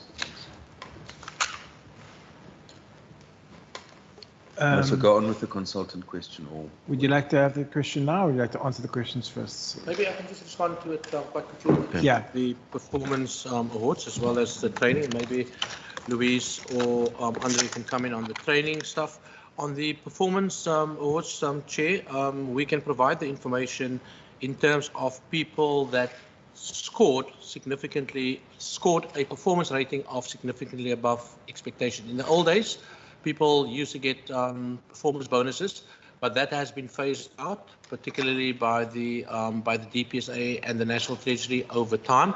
So you will see that for the last 2 years, people are recognized for their performance. So in our department, as an example, we've got a significant amount of people, at least about, I think, 23-24% of our staff that perform significantly above expectations. And then obviously the majority of the staff have delivered in terms of the performance context. But the payment of performance bonuses have been suspended by, as said, DPSA and National Treasury, and we've also, issued similar letters over the last 2 years. It was really around the budgeting. So we're looking at non-financial awards, and that can be in the form of giving people exposure to training, giving people exposure maybe to go and maybe work in another place for a period of time. So we're really looking at different mechanisms of rewarding staff other than giving them performance bonus. And maybe, Louise, moving forward, maybe we should try and influence these formats where we actually build in maybe a table where we say, okay, which amount of staff have actually performed significantly above expectations, but without getting a performance bonus. So that is clearly, Chair, the decision that's been taken. In terms of how our staff are broken down in terms of what's a table 3.5.7 in terms of skills development, that's also obviously where the majority of our staff are sitting. A lot of the training relates to junior management training, supervisory skills, and then also specific training that relates to doing their job better. So it's about getting staff in and then making sure that the staff are efficient and are effective, because we're also building our own timber. Generally, what we see is a lot of the people that get promotion to either ASD or deputy directors are internal staff. Okay, so that's really how you build them. So you build them, they come in as maybe level 3 to level 5 if they don't have any tertiary qualification. Then between level 6 and level 8, they come in when they've got a diploma or a degree, and then we just build them until they get to the middle management level. And level 6 to level 8 and level 9 to level 12 are really your junior middle management and senior middle management. And from those group of people, one will generally identify your group that's going into the SMS cadre. But it takes time, Chair, to build people. And I mean, I spoke about the issue around utilizing of PTI, our training institute, etc., to build the capacity of the state. And the point is, if we're not going to invest in our own people in terms of skills development, we're going to struggle to find the right people to take up positions once they get to level 11, level 12, and level 13. So we are on a path at the moment to really build our staff inside in this department, but also more broadly within the Western Cape government.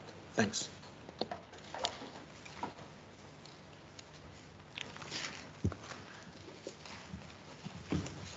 Excuse me.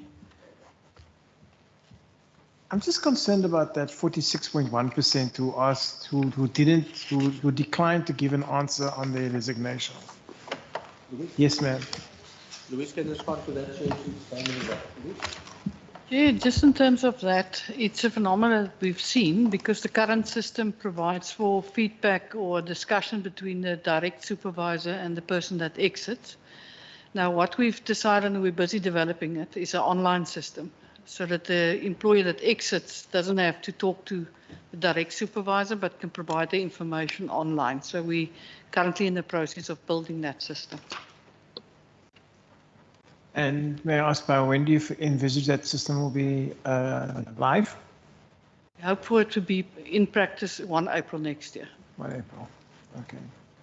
Member Bartman, did you want to say something? No. I was gonna ask Member Dagmar because he had a question about consultants. Yeah, that's right.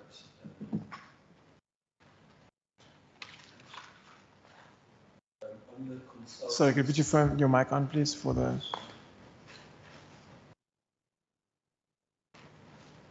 Yeah, sorry, did I miss something about the response on the foreign workers, or was there no response? On the foreign worker, Chair, in terms of the foreign workers, all of them has got permanent residence. I think that's important to note. And all of them were difficult to recruit. Okay. Yeah, okay, thanks for that answer. On page 153, 3.15, utilization of consultants, you will see there that the first one there is an appointment of a service provider to render specialist support in the review, design and alignment of the WCG macro organization design. And, you know, there's an amount of 448,000 Rand now, and that this went to Douglas Knowledge Partners. Now, when one actually looks at the website, one sees that it's a former McKinsey & Company senior comms specialist, and their speciality seems to be more with communication than macro organizational design, because nowhere on that website does it indicate that capability. So my question is, why were they chosen? Okay. Dr. Melina? Chair, I mean, we've gone out in an open bid process and we've put criteria onto it, and all the, I mean, they were evaluated against the criteria that's been set. I mean, we can't manage to control what people put on their websites. Okay. Thank you. Chair, yes. Okay.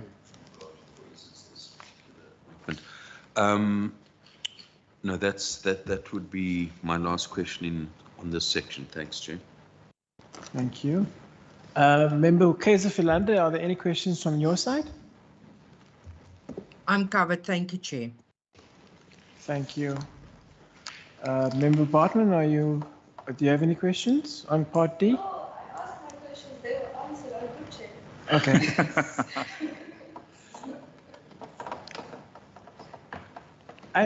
I made a note, but I seem to have lost my note. Funny. But the question, my answer comes back to the reason for staff leaving, and couple that with building a world-class public institution that we want to measure through the best company to work for survey. How much? What's the plan? I understand that we're going to first do the survey and let our people enter the survey, because I've been through that with quite a few of the companies that I used to work for. What is the goal of it? Is it to test the fact that, to test the notion or the concept of innovation and culture, the value of innovation? Let me just go back here. The value of innovation, integrity, and caring.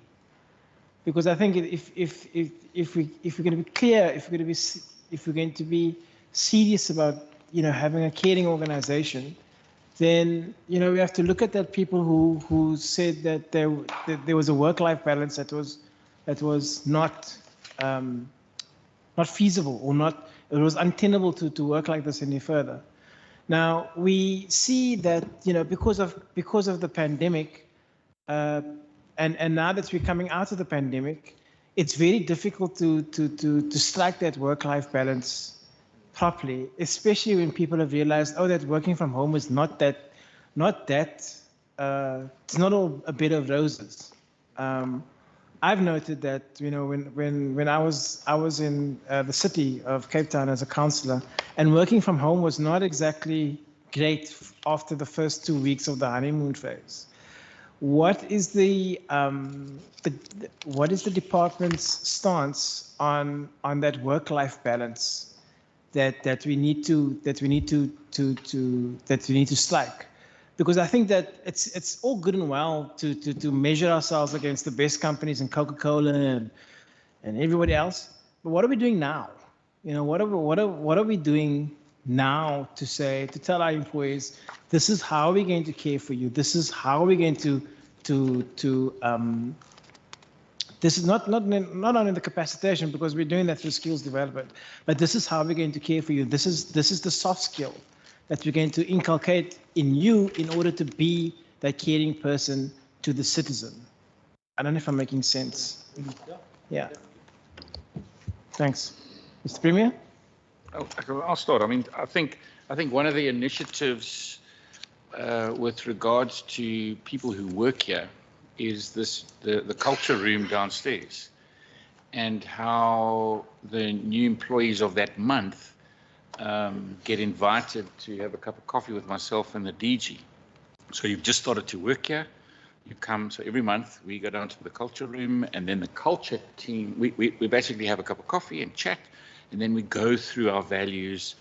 Then the team, the culture team then sort of takes over, and we go through our values. We talk about the place. We talk about kind of innovation and how we'd like to see innovation playing a role. We get feedback, and I mean, that's just one intervention that I think is different to how it's ever been before.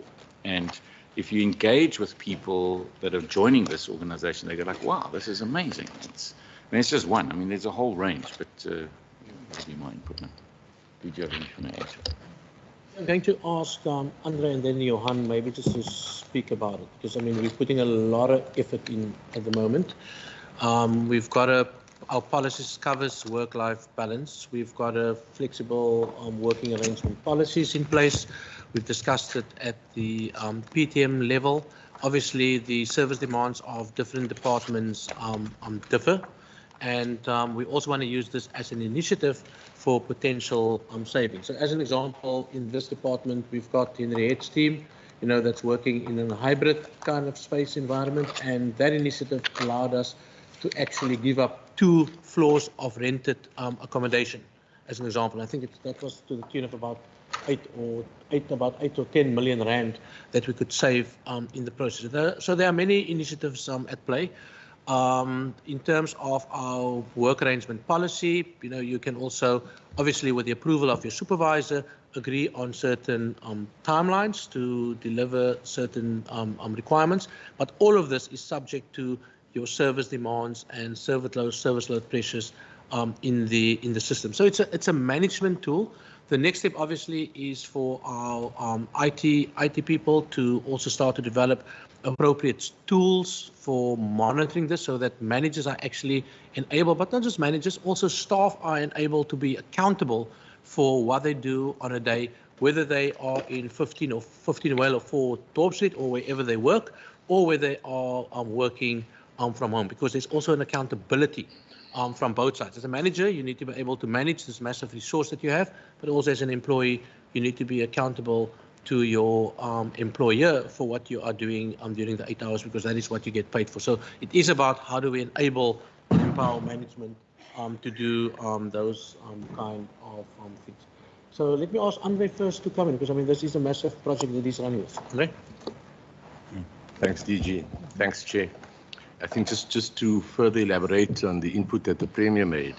So that initiative, which was essentially a culture-driven initiative that the Premier just described, we have already decided to expand our onboarding program and policy to include that as essentially, if you wish, a prescribed or required process to undergo at the Provincial Training Institute. So once you arrive and you're employed here, you don't just have the coffee session, but that you have a full onboarding which immerses you into the culture of the organization, over and above what we do currently with onboarding and over and above what we do with induction, which is a very formalized, structured program.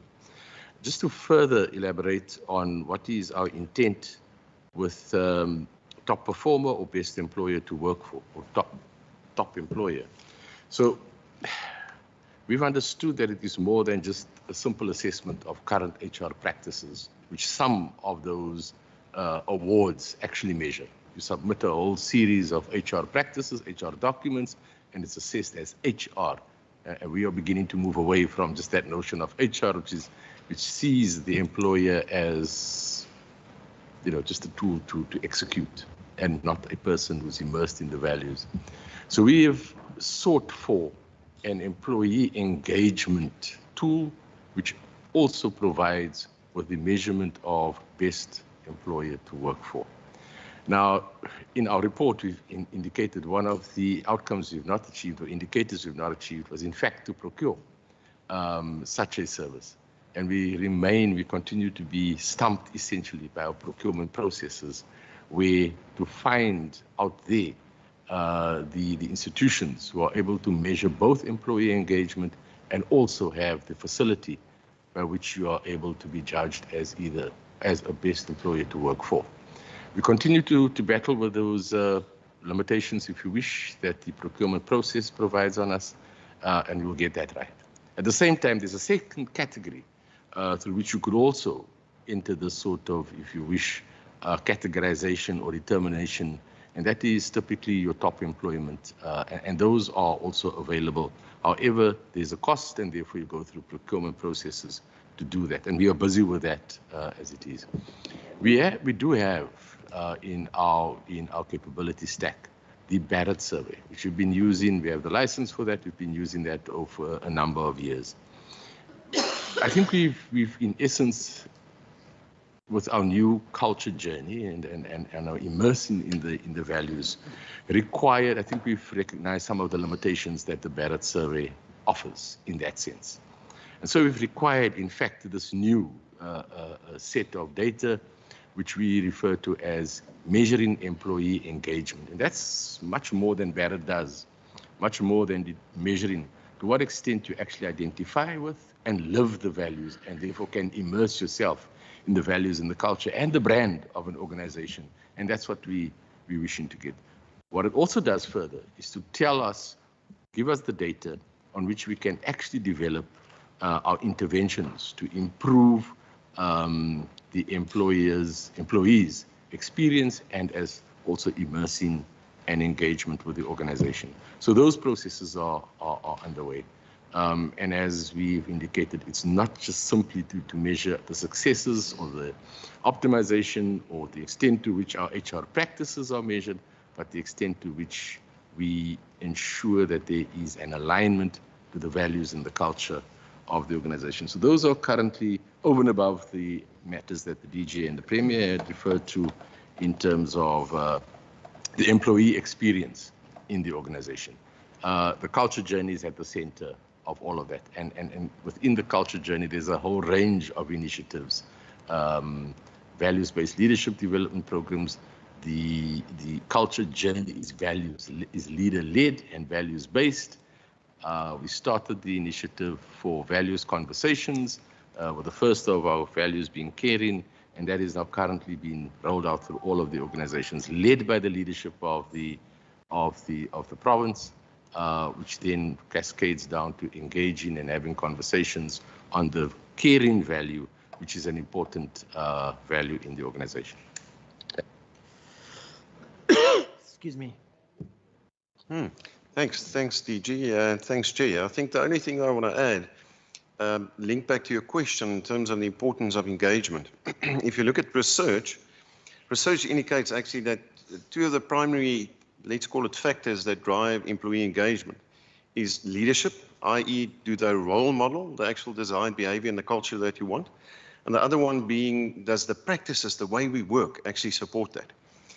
And given that we've decided on values a couple of years ago, but in some cases those values haven't really got the traction that they deserve. So over and above us focusing as part of our culture journey on leadership development, and that includes the EAs and the HODs, the AOs, and the broader SMS grouping, related to let's call it some of the core cultural behaviors that we want to see in their behaviors. So quite a bit of time is invested on that. But the other one is to ensure that our practices, our broad range of practices across the business, actually align to the value. So if you look at the value of care, practically, we go through all, we say, listen, from a recruitment selection perspective, how do we live that value? How do we align to that value in terms of how we practice that specific practice? So that's the intent, that we don't just say certain things, but we actually live it by, firstly developing our leaders and the broader leadership group, and then cascading that through the business in terms of how they hold the values journey and the culture journey, and then more importantly, how we align our practices on a daily basis to that. Thanks. Thank you. Honourable Dagmar? Chair, thanks. Just to link up to this discussion about values, I think the principle of engaging staff and building a kind of a common approach to values and understanding culture is critical. But we've raised this point before, that the question in terms of the values on from page 24 and 25, we've raised the point that our own constitution, Chair, has directors of provincial policy, which I would argue need to inform some of those values. And for instance, in our own constitution, there's reference to our government in the province adopting and implementing policies to actively promote and maintain the welfare of the people of the Western Cape, including, and the two ones in particular, which I don't think are anywhere reflected in these values. And I think that is what actually leads to a culture of not actually taking seriously the lack of representativity. Is number one, the promotion of non-racism in the Western Cape. So under the caring there, treat all with dignity and respect, but there's not the notion of the imperative of advancing non-racism. And secondly, as a provincial policy directive, to promote or advance persons or categories of persons disadvantaged by unfair discrimination, disabled, women, black people in the broad sense. So my concern is that we have a provincial constitution, but the values reflected here have actually created a sense that we talk about values in the absence of the history and why our province still remains not representative when it comes to, for instance, issues of inclusivity in senior management. So my concern and my question is, in adopting these values, was there any reference both to the provincial constitution or the national constitution in terms of actually including those values in the Department of the Premier's value categories? Thank you. Would you like to respond? Yes, go ahead. Always. Okay. Thank you. I would now like to open the floor for public input. If there's anybody online on the Teams platform that would like to have any input, would you mind raising your hand, please?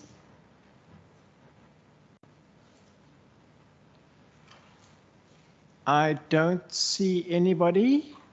In that case, I would like to thank the Premier and all the departmental officials for attending this meeting. I'd like to thank the members of public for their input, which was unfortunately none. You may be excused from this meeting. Please do join us for lunch at about 12:15 in the members' dining area. If you'd be so kind as to join us for that. We just have some deliberations to complete as a committee. And if those who are not members on the platform would also excuse themselves, please, we'd appreciate that. Thank you. We'll take a 1-minute break while the department leaves. Thank you. Thank you very much. Thank you. Thank you very much, Chair. Thanks, team. Please don't eat all the food before we get there.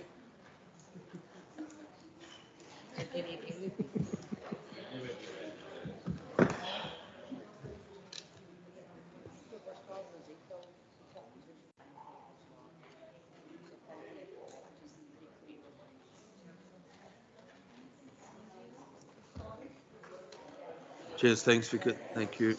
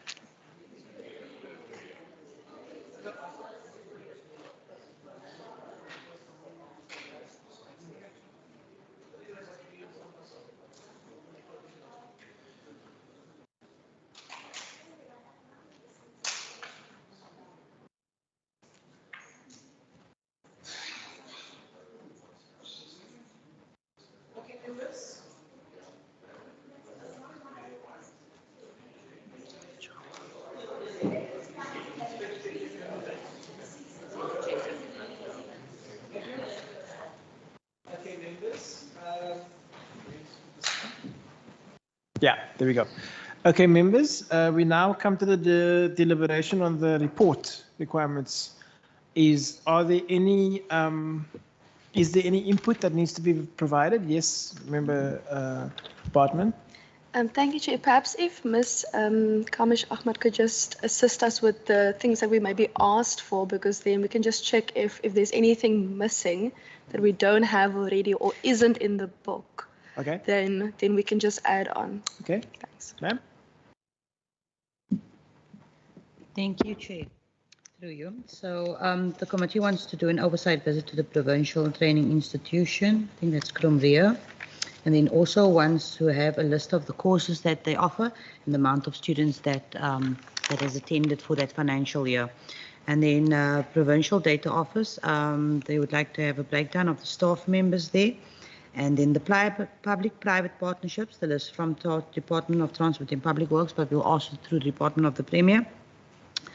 And then there was a skills development program, and they did answer the question. I'm not sure if the members want a breakdown of the number of programs and what the programs entail. Members? Hello? Yeah, I think I'd like that, please.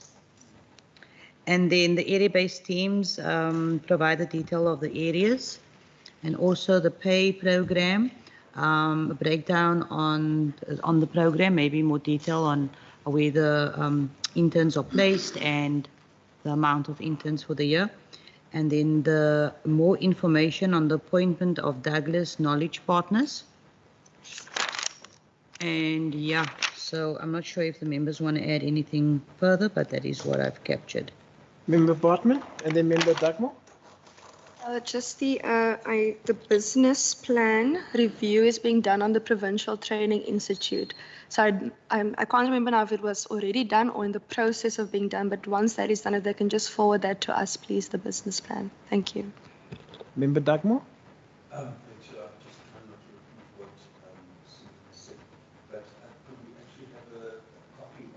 Mike, please, Chairperson. Sorry, Mike, sorry. Sorry. Could we have a copy of the recovery plan and the jobs plan that the Premier referred to that was adopted in 2021, April? He refers to it in his forward. You mentioned the, okay, and then if we could have a report from MEC Fernandez in regard to progress with the GBV policy, because they confirmed that it is now resorting under her. Then a list of the ABT areas. Those are, you got that one, the ABT areas. And then these policy briefs that were referred to, you know, they said they produced one on alcohol harms reduction, et cetera, et cetera. If we could just have copies of those policy briefs. And then on page 93, there's reference to an agency for the For You campaign. It was about 15 million. If we could have a list of that communications agency and others. Remember, they said some of the work they do internally, but others they contract outside communication consultants. So if we could just have a list of those communication consultants that were used during this year. And yeah, that's it. Thank you, Member Wendy Kaiser-Philander. Thank you, Chairperson. Chair, if I have it correctly, mention was made of a few retirements in the department itself. Can we perhaps have an indication as to when is successor training been done in the department, or in terms of when those people will retire, those officials? When will those positions, I would assume through the normal recruitment and selection process, be filled? Thank you, Chair. Thank you, Member Bartman.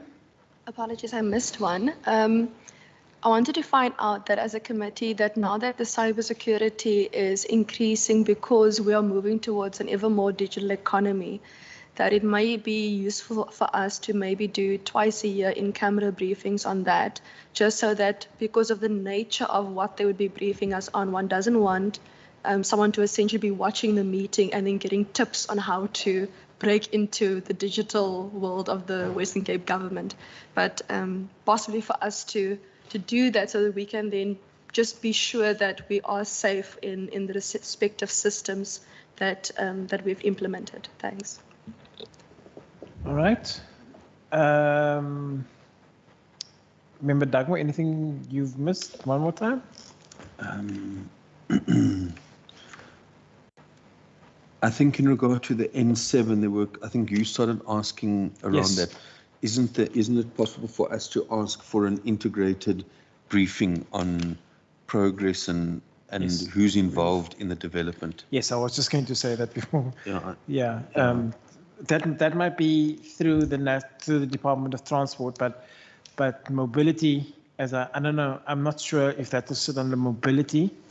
And the mobility sits under the Department of the Premier until next year, Yeah. the 31st So of we March. can So I ask think that, we yeah. are in our rights. So I don't think we can ask the National Minister of Transport to come and brief us, but we can ask the Department of the Premier for insight and for eyes on that project and from where they're doing. Because I must say that if you are on that Plattekloof Road, it is terrible to go through there. I believe so. It's terrible to go through there during peak hour.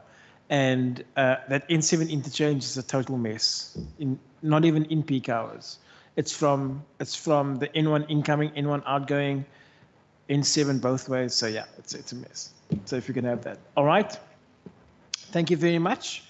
We now move to the point number 4, the consideration and the adoption of the draft committee meeting minutes of 9 September. It was circulated with the calendar entry. Yes, ma'am. Chair, sorry, I thought, I just want to say thank you. As you're new chair to Premier, and this is actually your first annual report that you chair. So just thank you to you for how you chaired this meeting and for how you engaged with all of us. We really appreciate it. And also for the departmental officials and the Premier in our report. I don't think a lot of people understand the amount of work that goes into preparing an annual report like this and to prepare for session like this. So if it's possible for us just to convey that type of thanks in our reporting on the report. Thanks. Good. Thank you so much. Yes, it was a bit daunting, and I did have a bit of a sleepless night last night. But thank you to Member Dagmar and Member Bartman and Member Kaiser-Philander for your robustness and for the decorum and professionalism in which this meeting was conducted. Let's just look at the minute from 9 September.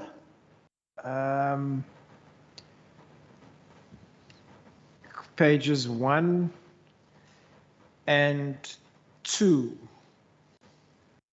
Can I ask for a mover of the adoption of the minutes? Member Bartman?